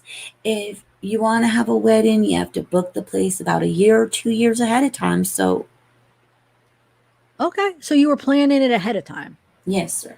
Okay. And you had discussed this with Darren? I discussed it with many people. Okay. Then you were planning to renew your vows on your 10th wedding anniversary. Yes, sir. Okay. And were you making plans as to what you would wear and what the boys would wear and what part the boys would play? Oh, yeah. What did you have in mind for the boys? Well, the boys were going to be ring bearers, and I had bought, they were going to be in a wedding in August also. My younger sister or sister-in-law was getting married in August, and the boys were going to be ring bearers at her wedding. And so I went out and bought all the stuff to make the boys pillows to carry down the aisle. Okay. And what did you plan for baby Drake to do at your wedding? He was too young. He was just going to sit in the wedding, wear a little tuxedo. Oh, okay. At any rate, you had made the entry for May 3rd Yes, sir. of 96. Yes, sir. And tell the jury, I think I interrupted you, and we had gone back to the journal and had read through the journal. And this brings us now up to the date May the 3rd. Yes, sir. And tell the jury what you were thinking and why you wrote what you wrote on May the 3rd. Well, to be honest, I mean, I don't know why I wrote this. It was just, I'm embarrassed that I have to sit up here and even discuss this. I never planned for this to be produced in front of the whole world. Hey, Bella, you're cutting out a little bit. Is your thing coming on? Oh, no, you got a new they've replaced it. Huh. Yeah, did I cut out? It was kind of like going in and out a little bit. So it's nice and tight in there. Try it again. Yeah. Okay. I'll read that again. Oh, you're still doing it. Hold on. Am I okay in chatter? Is it just up here? Now you sound good when you just did that. Go ahead. Well, that's not good if it's cutting out because... You're good now. Let's try it again. Okay. Well, to be honest, I mean, I don't know why I wrote this. It was just... I'm embarrassed that I have to sit up here and even discuss this. I never planned for this to be produced in front of the whole world. I know it. And as you wrote the entry in your journal, when did you call Darren? I called him during the middle while I was writing. Okay. And did he come home shortly after that? Directly. What happened when Darren got there? Darren came up to the bedroom. Drake was asleep in the crib, taking a nap. Damon was watching TV. I was laying on the bed and I was crying. I had my journal on the bed, but it was closed. And Darren came in and asked me what was wrong. And what did you tell him? I told him that I didn't like the way I was feeling the past couple of days, that I didn't like crying, and I didn't understand why I was feeling the way I was feeling. I didn't like it. Okay. And I told him what I started to write down in the journal. And Darren started to cry. And we cried for a little while together, a couple of minutes. And Darren asked me how I was thinking about doing this. When I said that I had thought about taking some pills, when I was thinking about it, and just over-the-counter sleeping pills. Yes, they were just some over-the-counter sleeping pills that I had had. Okay. You didn't get anything special for this deal? This deal? What do you mean by special? Well, you had not gone out and made a purchase just over the counter. No. I mean, I had sleeping pills. I had lots of different pills in the house. You know, headache pills and stuff. Okay, so you told Darren and you all had a cry together and consoled one another, I suspect. Yes. Okay, and how did you resolve the situation? Well, the next day, Darren went to work and he asked me how I was feeling, and I told him that I was feeling a lot better. And he told me that if I had any problems to call him at work, and I told him that I would. And I think I was still a little bit moody, a little bit cryy for the next couple days. But soon after that, I had just got my first menstrual cycle, and I had not had one in over a year. And I don't understand exactly how that works, but did that change your attitude? Yes, it made a big difference because I'm sure, I mean, women understand it better than men, of course, but yeah, it made a big difference. I mean, I was relieved. You perked up? Very much so, yes. Okay, and seemed to be your old self again? Yes. Okay. Now, all during this time, and I say that from October through May and June, you continue to see your friends and have relationships with the neighbors and people around you. Oh, yeah, we were very busy. People came in and out of your house, didn't they? Every day. Did you have were the neighborhood children, were they welcome in your home? Yes. My home was a welcome home to all of the neighborhood children. I was one of the only homes on the block that would allow that many children in the house at one time. How many children are you talking about? Well, before Drake was born, there really wasn't a limit. But after I had Drake, it was harder because, he had his naps and he had different times, and the children needed to be quieter. So at that time, I limited them to having each one friend in the house at a time. And prior to that, I mean, before Drake was born. And before Drake was born, they had as many as it was, 6 or 7? yeah, it was in and out quite a bit. Okay. I mean, our neighborhood is full of a lot of little boys. We don't have very many little girls in the neighborhood. It's all little boys. Okay. Do you have any rules about? Yes. Okay. My 2 rules were that they needed to take their shoes off when they came in the house. I'm sure, as you know, that if you have children, get outside and play and can come in. And when you have a new home, you want to keep things nice. So the children took their shoes off. I mean, I never thought that was a big deal. I take my shoes off when I go into people's homes. I think it's a matter of respecting others, property. All right. And the next thing was that they were not allowed to have drinks or food wherever there was carpet. The carpet was white, wasn't it? Yes, we didn't have as much carpet in the house. Usually, if the boys were in the house, they wanted to be up in the TV room where the TV, the big screen TV was, because they had a Nintendo set, and that is where they played a lot. What did the boys like to do at that stage? There wasn't too much they didn't like to do. They just loved to play.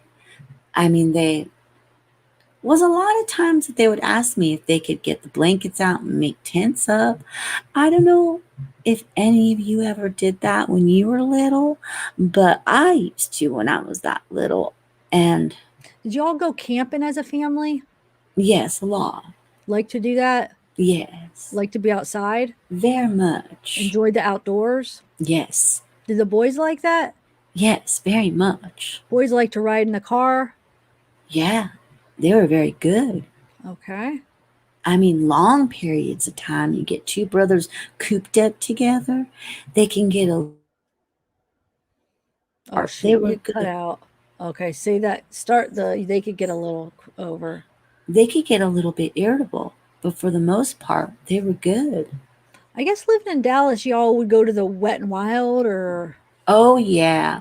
Wet and Wild, Six Flags, the zoo, Medieval Times was one of their favorites. The boys shared your love of animals?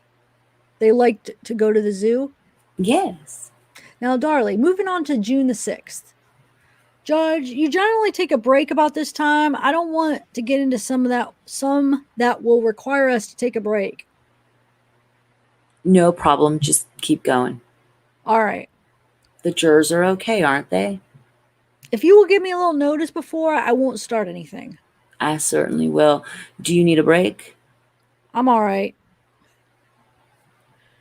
Now, Darlie, moving on to June the 5th of 1996, you had a lady who was there at your house, Helena, I believe? Yeah. Yes, sir. Basha's mother? Yes, sir.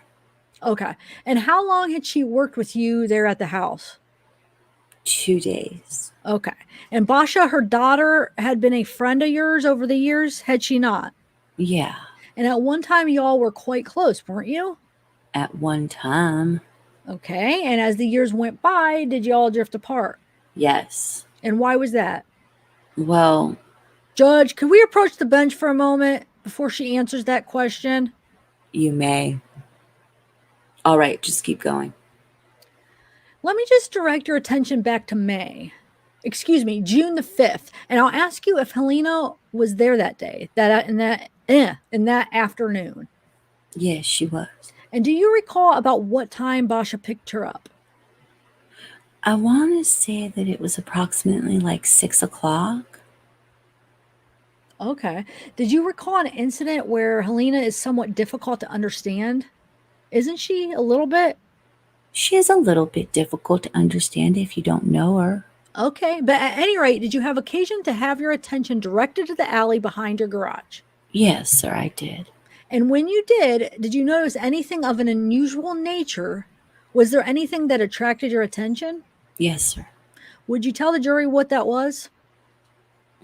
Well, Helena was out in front of me, and I was behind Helena. And when Helena started walking out, I just caught the tail end of a black car that was in the alleyway, and it scooted out of there pretty quick. And Helena told me that the person in the car was stopped in the alley looking in the garage. The garage door had been open. Okay, and this alarmed you, I assume. Well, I didn't think a whole lot of it, really. I mean, at the time I didn't. I think a lot more of it now. But it was unusual. Well, yeah. Okay. Now, Darlie, during April and May, had you and Darren received some telephone calls that were unusual? Yes, sir. I've been receiving a lot of hang up calls. One second. Let me just mute for a minute. So. Okay.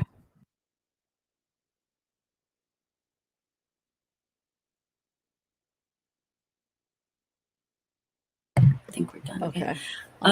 Yes, sir. I've been receiving a lot of hang up calls. I don't know if you really want to call it a hang up call because they didn't really hang up. They would call and I would be on the other line and I would answer hello, and I would be sitting there talking to air, hello, who is this? And they just kept staying on the line. And finally, after a few seconds of, just asking who it was, I hung up the phone. This went on quite a bit. Okay. Did you pay it any mind at that time? No, I just figured it was a kid prank calling. I mean, Devin had been in school, had he not? yes, he did. And I reckon that a 6-year-old, nearly 7-year-old, knows his phone number. Devin knew his phone number very well. Okay. So it could have been no cause for alarm at that time. No. Okay. Now, about what time did Darren get home from work that day? It was probably sometime after 6. All right. What happened when Darren got home? Well, Darren came home with Dana, my little sister. My little sister works at the shop for us, and the boys had been outside playing, and I was making dinner, and What were you fixing that evening, if you recall? I was fixing chicken noodle soup and rolls. Okay. Darren and Dana walked in, and Basha and Helena had just left, and really, I was just finishing up dinner, getting it ready to eat. Okay. Where were the boys? They were outside playing with their friends in the backyard. Okay. Y'all had a spa in the backyard, did you? Yes. All right. Hot tub? Yes, sir. And the boys would go in there and play from time to time? Quite often. Okay. Was the spa full of water, or how deep was it?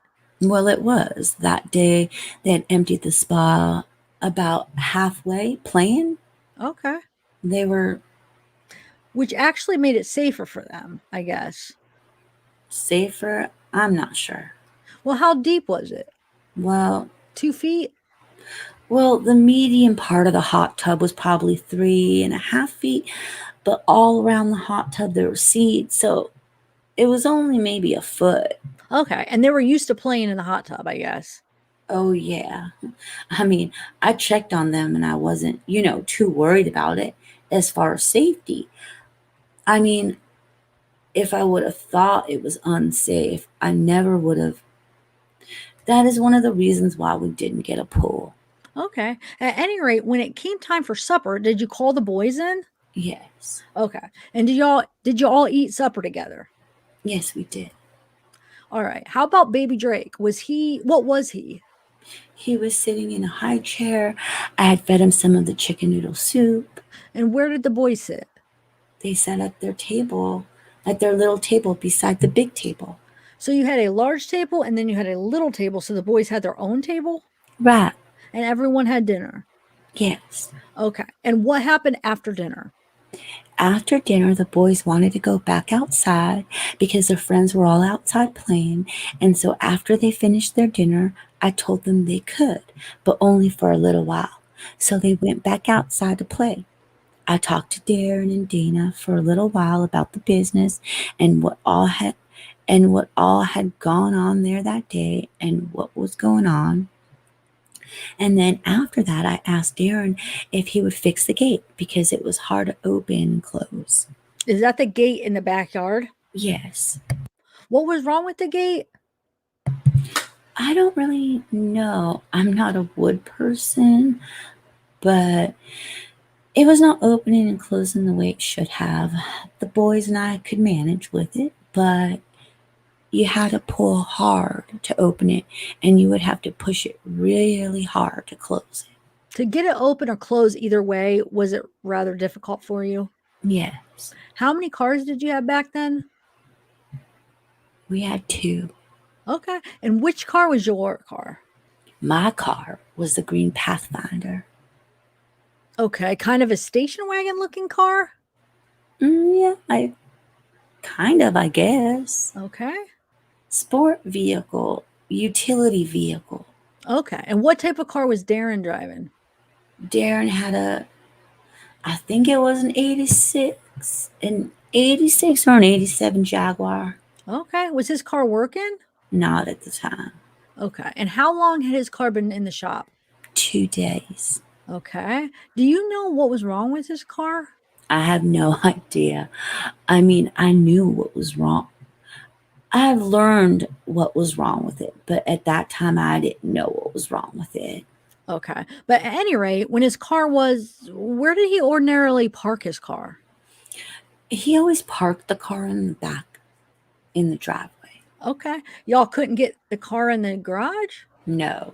Okay. So if his car was not in the driveway, it would be an indication to the people that were familiar with the area that he was not home. Yes, sir. Now, did he in fact get the gate fixed? Yes, he did. I had a lady that had just been over the night before that had a Pomeranian, and I have a little Pomeranian, and we were breeding the dogs, or we were trying to breed the dogs, and she was going to be back Thursday night, so I wanted to make sure that the gate was locked because the first time we had to breed them in the house, and the dogs are animals, period, and are very funny about being around people when they're breeding.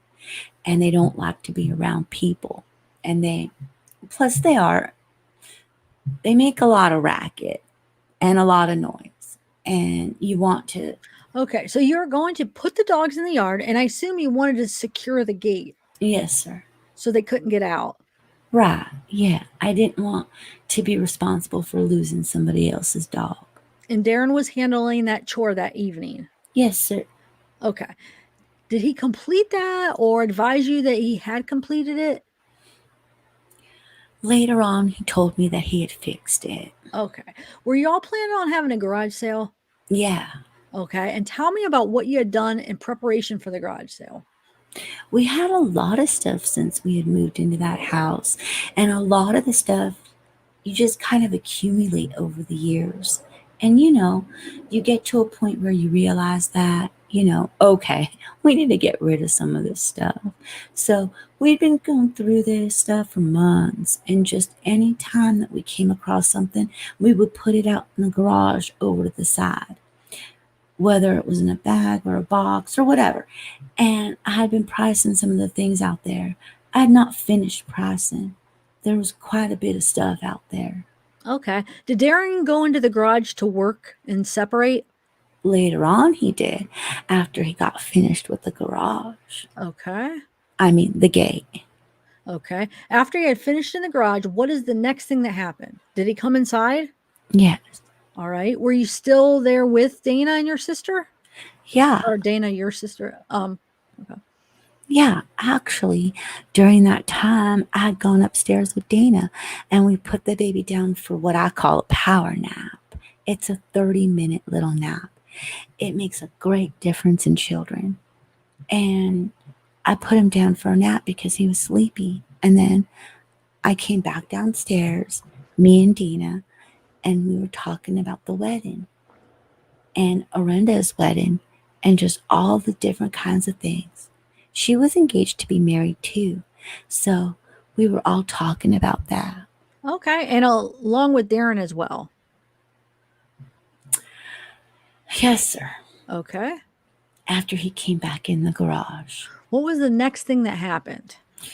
Can I just like pour water really quick? Yeah, go ahead. Okay, thank you. Definitely. How's everybody doing? Being quiet. Hold on one second.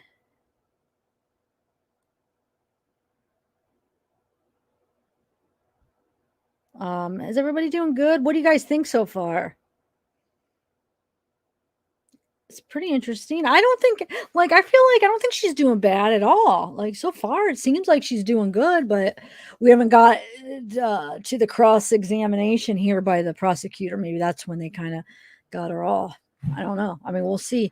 Now, did I miss it? Did they stop? Because she was reading the journal entries, but then that day, the really hard day, they didn't have her read that one, did they? Or did I just like zone out for that? I'm like, why didn't he have him finish reading some of those entries? No, they did. Not the, go ahead. The last thing was I think the hard day, because the day that she made Darren come home and Yeah, but she didn't read the entry from it, did she? mm-hmm, right before. I thought they just started talking. I don't know. It didn't say anything about Oh, S. I thought they were talking about that before. I thought that was from before. Okay, I must have not need to. Okay. Yeah, I mean, it didn't seem like that, because it didn't say, they didn't get into the part where she said anything really like Okay. about taking her life. You don't think that the defense is going to have her read that? You know, the prosecution probably will, but you think they're purposely didn't have go over that?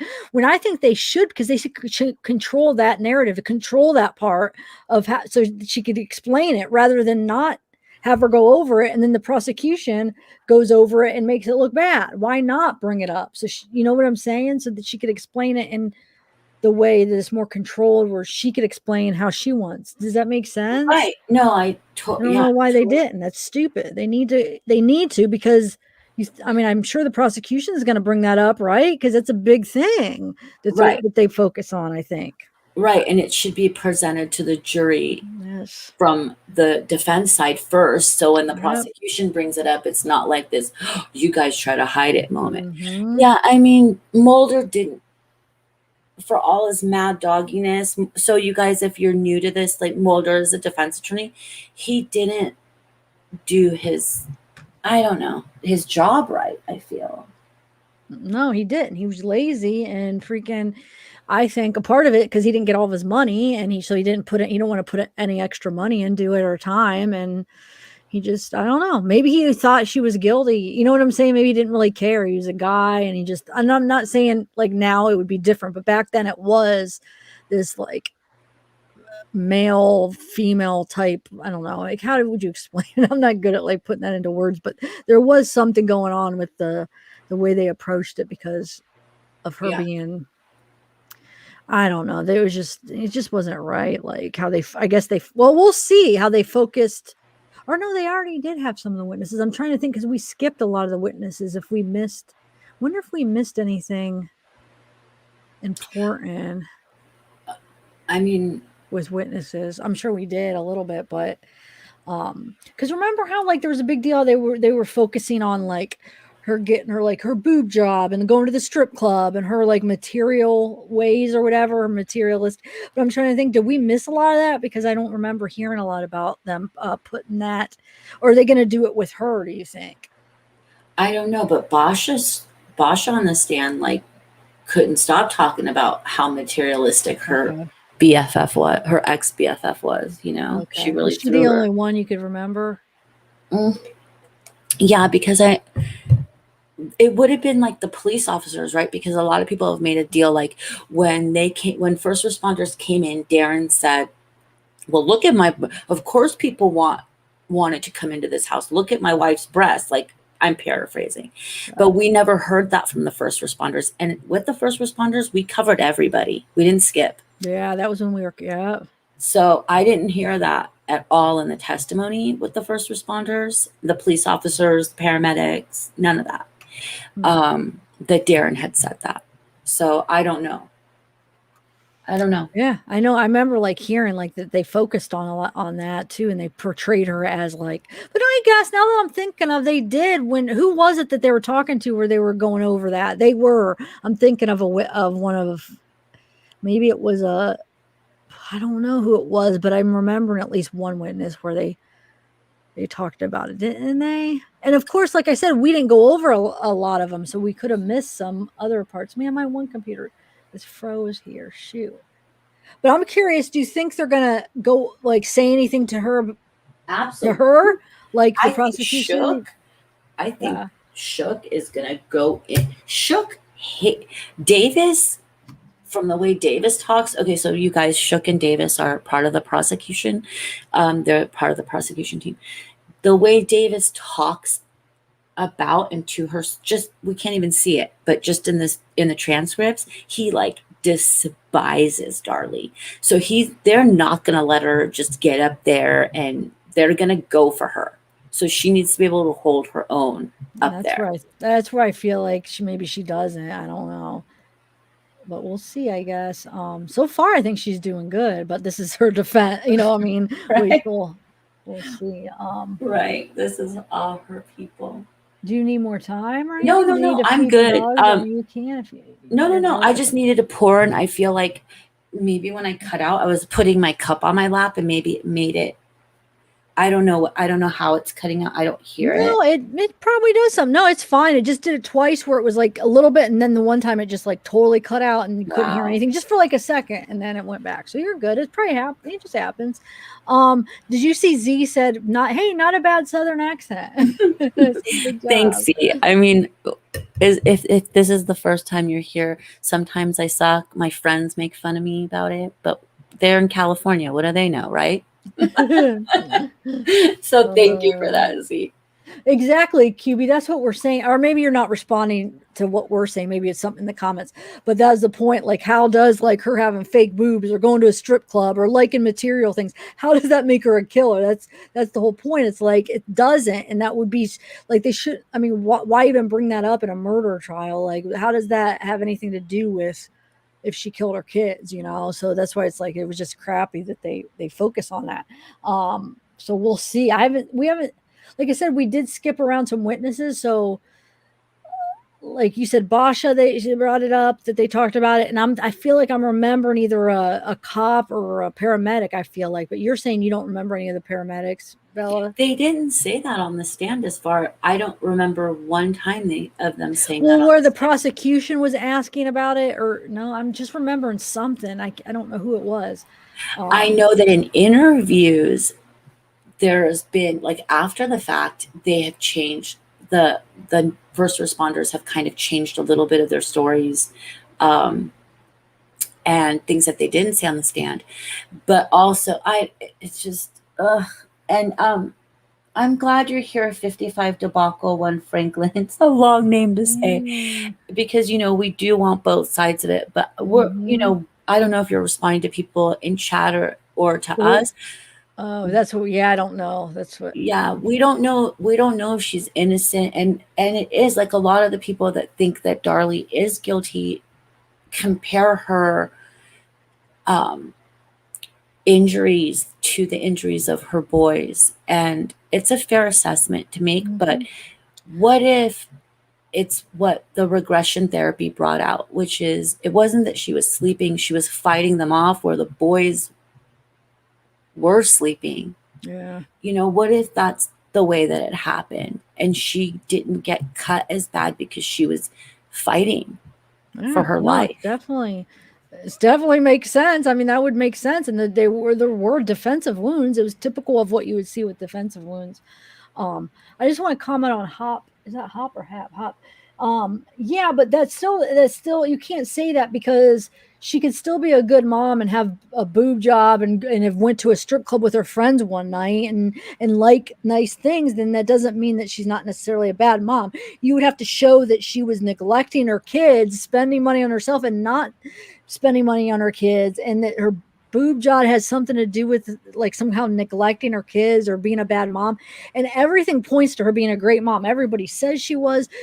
Like people's kids, like they loved her like as a mom, like the friends, like kids would come over, like she obviously was a good mom too, regardless if she did it or not. Like prior history shows that she actually was a good mom from what everybody has said, right? Like she did take care of her kids and she did love them. And I'm not saying that means that it was impossible that she did this, but I'm just saying her history does show she was a pretty good mom. It's from what we've seen. Like she didn't just spend money on herself, that, you know what I'm saying? Like she didn't neglect her kids. So it wasn't making her like neglect her kids or anything. So I feel like you could have both. And it doesn't mean you have to be like, oh, if you have this, that means you have to be a bad mom. It doesn't necessarily mean that. So, and this was her private journal. Keep that in mind.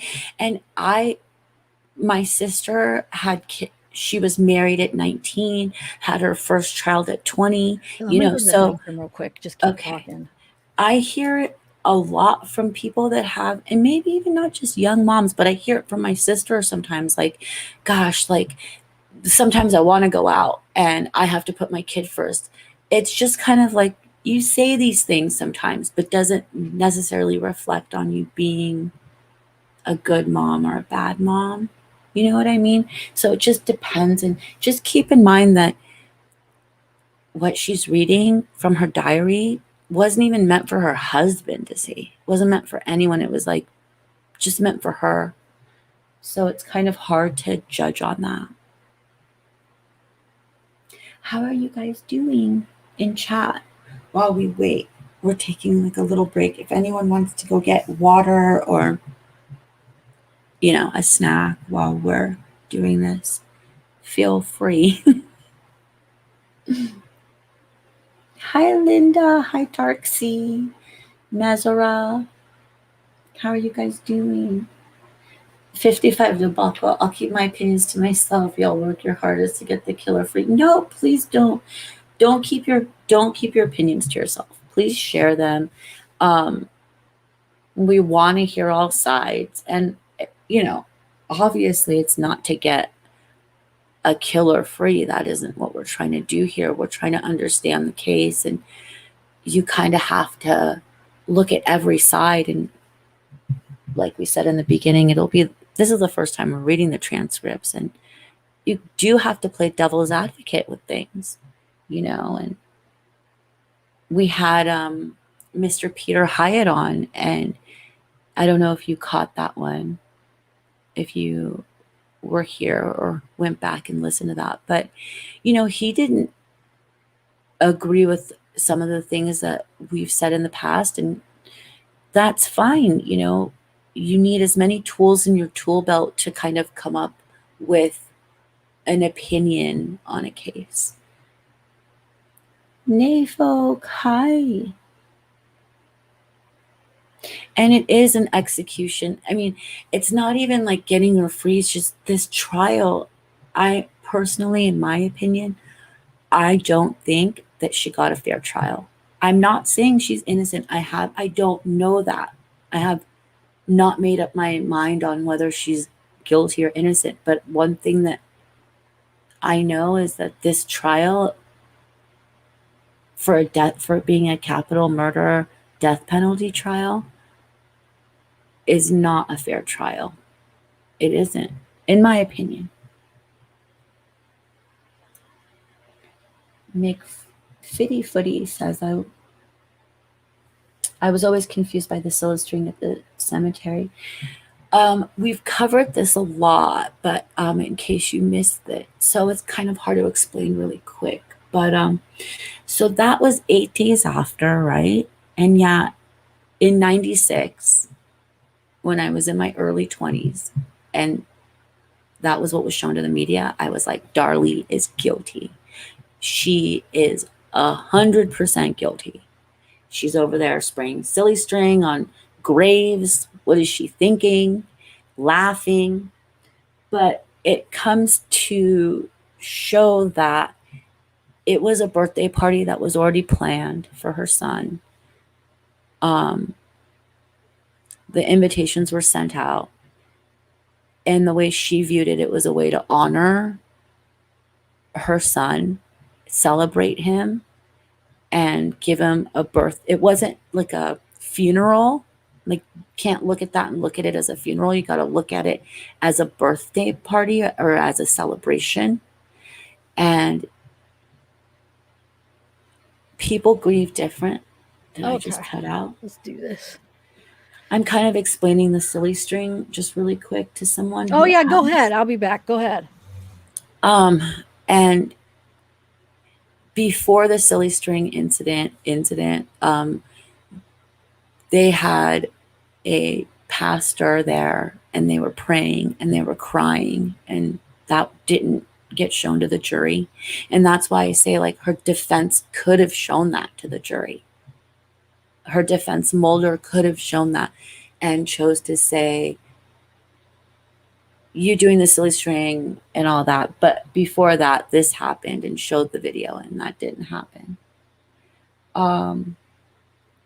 And she didn't buy, I don't know if this matters to you guys or not, but she didn't buy the silly string. Her little sister, who was like 15, Dana, that's the thing that the boys like. They love silly string. So she thought, I'm going to bring silly string for the birthday party because that's what the boys really liked. And I often ask myself this, and I want you guys to ask yourselves this. If Darren had been holding the silly string at that moment and spraying it, would he be sitting on death row? Because no matter how much everyone wants to say the silly string didn't convict her and put her on death row, it did. The jury asked to see that 8 times, that video. Nothing else mattered, it seems, except the silly string. And that should never have been brought in. That could have been brought in like the penalty stage, but in the trial. Yeah, that should have been a penalty stage video. You're right.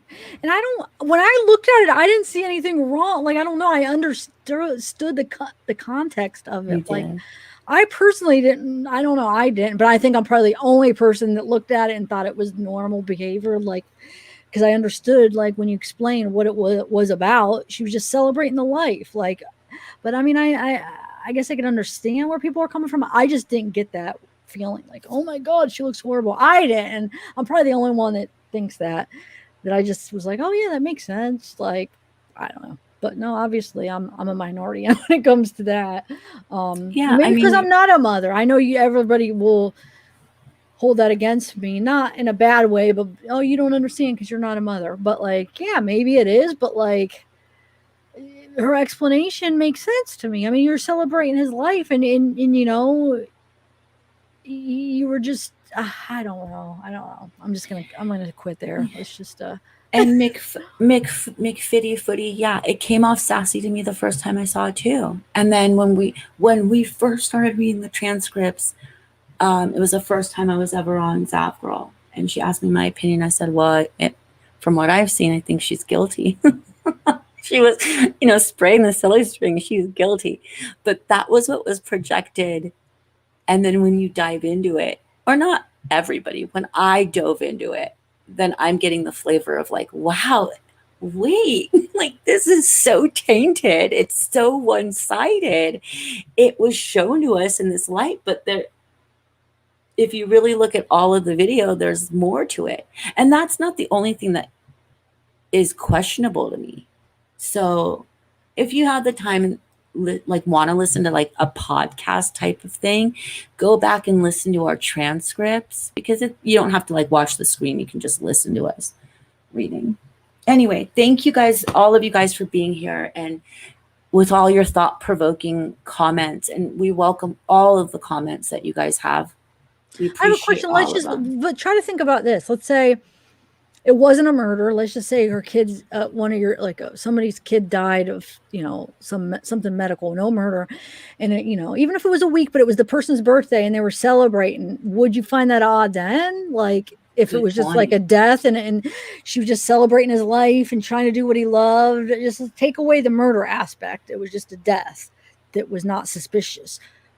I mean, then look at it. I don't know if it's going to be possible to look at it unbiasedly like that, but then, wouldn't you be like, oh, she's just celebrating his life? Like, people do that sometimes. They just want to, like, remember them in a happy way and like, oh, silly string. But try to look at it like that. I would think it's normal. Yeah. Wow, that's a nice point. I like that point. All right. Sorry. I'm like smelling like we have pasta every Sunday, and we're going to be eating in like a half hour. I'm like, shoot, should I Are you gonna have gravy? continue it, or you know what I'm saying? Now I still have like a half hour, but like I probably would have went a little bit longer, but I don't know because we're not that far through. But we're gonna probably break this into 3 parts.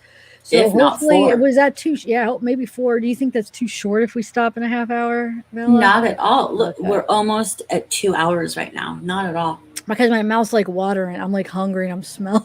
All right, let's No. go. So let's continue here. But I'm glad you got to. You probably have to go to the bathroom now, huh? Not yet. Bella? Okay, good. I'm good. All right, I'm good let's to go for a minute. All right, where do we leave off at? I don't know. Let's do after it came. Wait. Maybe 7. Where are we even at here? Okay, along with page 31. Yeah, no, I know, but I'm saying. So he's talking about coming back from the garage. What was the next thing that happened? Did we do that? Yeah, I think we're at 7. Okay, go ahead. Okay, what was the next thing that happened? It was around, I want to say about 8:30, and I told the boys that they needed to tell their friends, that they needed to go home, and it was time to come in. I think Devin had said something about wanting to spend the night with a friend, but he had just had a little boy named Michael over the night before, and plus they had gotten into a little bit of trouble for emptying out all the water in the hot tub from their father. So anyway, he was told that he couldn't have Jonathan to spend the night, that he would have to have him spend the night another night. Okay. Darren left to take Dana home? Yeah. After the boys came in, I guess everybody had seen the pictures, but when you walk into the house through the sliding glass doors, I had these like plastic runners down on the floor, and there was a reason for that, because the boys like to run in and out of the house soaking wet, and they tracked in a lot of dirt and stuff on their feet. And when they came in, I told them that they needed to go upstairs and get dry clothes on. And when they went upstairs, I vacuumed over there because they had drug in quite a bit of dirt off their feet. A few minutes later, the boys came downstairs with their pillows and blankets and asked if they could watch TV downstairs. A little bit after that, I asked Darren if he could drive Dana home, and he said he would. Okay. About how long was Darren gone? Maybe 30 minutes. Okay. And you said that you had used the vacuum cleaner to sweep up there in the den? Is that right? Yeah, over by the sliding glass doors. Okay. And do you recall where you would have left the vacuum cleaner after you had cleaned up? Do you remember? I think it was right over by where the outlet was, over by down from the sliding glass doors. Out by the bar. Yes. Okay. Now, Darren got home. About what time is it now, Darlie? It was probably a little bit after 10. Okay. And where were the boys? Devin had fallen asleep in front of the TV, and Damon was laying down in front of the TV, and he had not fallen asleep yet. Okay. Drake was on me, laying on me. I was laying on the couch. Okay. And did you and Darren call when he came in? Wait, did you and Darren call when he came in? I mean, did you and Darren talk when he came in?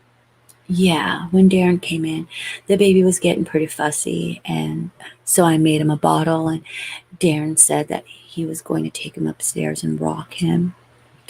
I usually rocked him every night and sang to him, and Darren said that he was going to do that, and he wanted to watch the news. I don't really like to watch the news. I think there's too much negative stuff on the news, but anyway, I was watching something else. I don't know what I was watching, but I was watching something else on TV. Did you all have a big screen TV set downstairs as well? Yeah, it was an older one, but yes. In the family room? Yes, sir. Okay. And I'll ask you if Darren eventually came downstairs from upstairs. Yes, he did. And did you all continue to talk? Yes, we did. Okay. Do you recall when you decided that you would spend the night downstairs? It was sometime after that. Okay. And how were you dressed at that time? I just had on a t-shirt and panties, or not really a t-shirt. It was like a night shirt, a little bit longer than a regular t-shirt. So remember Rich said that she didn't have panties on. So did she or Mhm. didn't you? I mean, did you like I'm Didn't well, you? you're darling Bella. But did she or didn't she? Like I that's I kind of don't important know. because like how did they come off then? You know what I'm I don't saying? know. Like, where were they? Like, if she had them on then did she go upstairs to take them on? I mean, were they laying out somewhere? Did the robber take them? I mean, where were they? Yeah. Like, I want to know because I mean, it was confirmed, right? She didn't have them when she got to the hospital, right? I mean, so that could be kind of important. Like, it's a little detail. Like, I don't know. What do you think? That's just weird. Because where are they then? Or did she just mistakenly think she had them on and she really never did? But she's in trial. Like she's saying that she had them on right there. So I don't know. It's weird. I don't know. I don't Anyway, know. okay, kind of an oversized T-shirt. Yeah. That ladies wear. Yeah. All right. Now I'll ask you if we have had an occasion to listen to the 911 tape, Darlie. Yes, sir. Several times. And have we a number of times, haven't we? Yes. And have we looked at the state's transcription of the 911 tape and listened to the tape itself to check its accuracy? Many times. Okay. And in listening to the 911 tape, have we made some corrections in the state's version? Some. Okay, let me hand you what has been marked for identification and record purposes as Defendant's Exhibit 96A. And I'll ask you if this shows the state's version of the transcript of the 911 tape.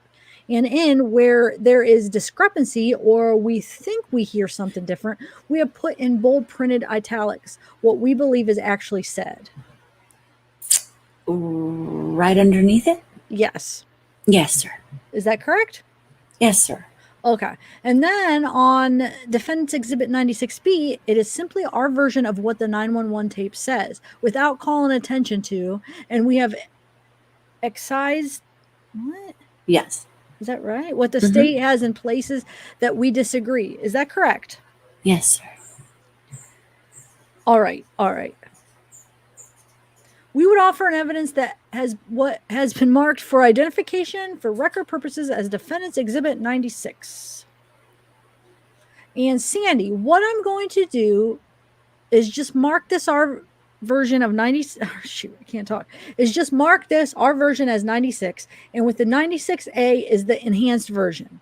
Any objection? Judge, we would offer in evidence. Which is it? The first one or both? We're going to offer both into evidence. May I take the witness on voir dire, Judge? You may indeed. So I take it, Miss Routier, that I guess, is it 96A has in heavy print another interpretation that you listen to that you think the 911 tape says. So this is the prosecution, guys, and it's on voir dire. So this is outside of the presence of the jury. Thanks for, yep. No problem. The prosecution too. Okay. Yeah, it's your turn. Yes, sir. It's not by much, but some. Okay, so anytime we see a bold printing, that is what you think is different? Yes. You think that you heard? Yes, sir. And did you interpret this tape, or did you have any help interpreting this tape? As far as what I heard, I interpreted it. There were other people listening as well. Man, I'm wondering. I ordered a new chair. I don't know if it's going to be delivered today, but like a chair for here because it has wheels. Because like here I have to like jump up to try to move it, so it has like wheels and it matches like my walls. It's like this red right back here. Maybe I shouldn't have got, but it has like a massage thing that you plug in on your back and a heated seat and a massage thing. Wow. It's like a really nice gamer chair, but like hopefully it'll be really comfortable to sit in for hours. So I'm excited. I just wonder if Zeke's barking because I have a delivery. Yeah, but somebody's down there to get it, or at least tell me. Okay, so where are we at? Sorry for the distraction. Is it my turn? Did you already read the did you interpret this tape? Yeah. Okay.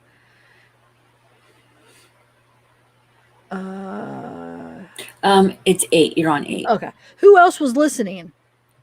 Lloyd Harrelson. Is that Mr. Harrell? Harold, I'm sorry. And I think Preston also. Mr. Douglas, here. Yes, sir. All right. Are all of the changes here, were those ideas, or did they hear things that you didn't hear and have those put in on? Now, I wonder if I should. God, he's so annoying. He's all the way downstairs, so I can't really. It's fine. Like, is that annoying to you guys? No, I'm worried that you guys. No, not he'll at probably all. bark until they leave or whoever's It's out fine. there. It's really low. Okay, it's good. fine. Okay, as long as. So anyway, were those your ideas, or did they hear things that you didn't hear and have those put in and also? It was a group effort, but I went through most of it, and whatever I made, I wrote down on paper next to what they said, and they went over it, and then they listened to see if they could hear the same things that I heard. And then you all have had this printed up to show your interpretation? Yes, sir. All right. No objection then, Your Honor. All right. Both defendants exhibit 96 and 96A are admitted. You know, I should bring Zeke up before I end so you guys can see little precious Zekester. He's so sweet. Anyway, okay. I would like to pass these out to the jurors. You may. All right. So now we're back to Boulder, the defense, her lawyer. All right. Let me show you this so it doesn't get any more confusing than it has to. This is, pass those around. Okay, pass those around. All right. All right. Now, the one that I am handing you now it shows the state's version as well. Darling, let me ask you this. When you see something written on the TV screen, do you have a tendency to hear what you read? Yes, sir. Judge, we will object to leading. Sustain the objection. Phrase the question properly, please. What I would like to do, Judge, is play this once with the jury following the 911 tape and where they can see the... That's fine. I want them to listen to it, and where they see the italicized part, they will know that there is a discrepancy there. And then I want to play it again for them once they understand where the problems are. And then I want to play it again for them looking at our version. Okay. Are you going to play it 3 times? Yes, sir. Well, sir. Yes, well. Yeah. Yes, sir. Well, that is fine. That is fine. All right. I wish we had the 2 versions and we could actually play it. I know. Yeah. I think the one that's on this is probably the defense's version, right? Because the Darlie fax is more takes Darlie's side, right? Yeah, I think that. Yeah, it does. I think what we should do is, like, when we open the next time, we should because it's an exhibit, so it should be here. We should at least have like the written, so we can see the italicized parts, and like maybe open with that. Okay. Because we should end probably soon, so we can do that next time. Don't you think? Yeah, no, that's good. We can open with it. Yeah, because you're close to your. Because then I could look and find everything. Yeah, but I wonder if the ones that they have here, the transcripts for the 911 call, if you're saying that, I mean, I'm guessing that probably is this version they're talking about. But I hope we could find the original, the state's version, which you said it should be somewhere, right? And then the italicized parts where the differences are. So we'll have to do a little bit of research if it's not all here. Okay. Yes. Yes, sir. Or where are we? Oh, yeah. We're so they're playing it 3 times. Wait, go ahead. Just start with 22. The court. Go ahead. Okay.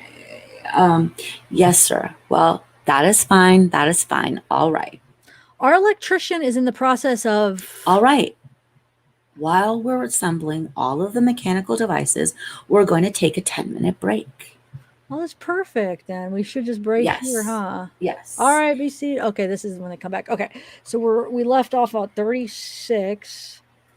Page 36 at the down. very bottom. So I have it. Are you going to write that down? Should I be writing it down too? You should write. I have so many different notes. I need specific books because I have so different notes and then I can't find them because they're all mixed. I need to be like have separate books for separate things because like this pointless for me to take notes because then when I go back it's like I don't know where that note is. So yeah, maybe can you do it until I will get more organized.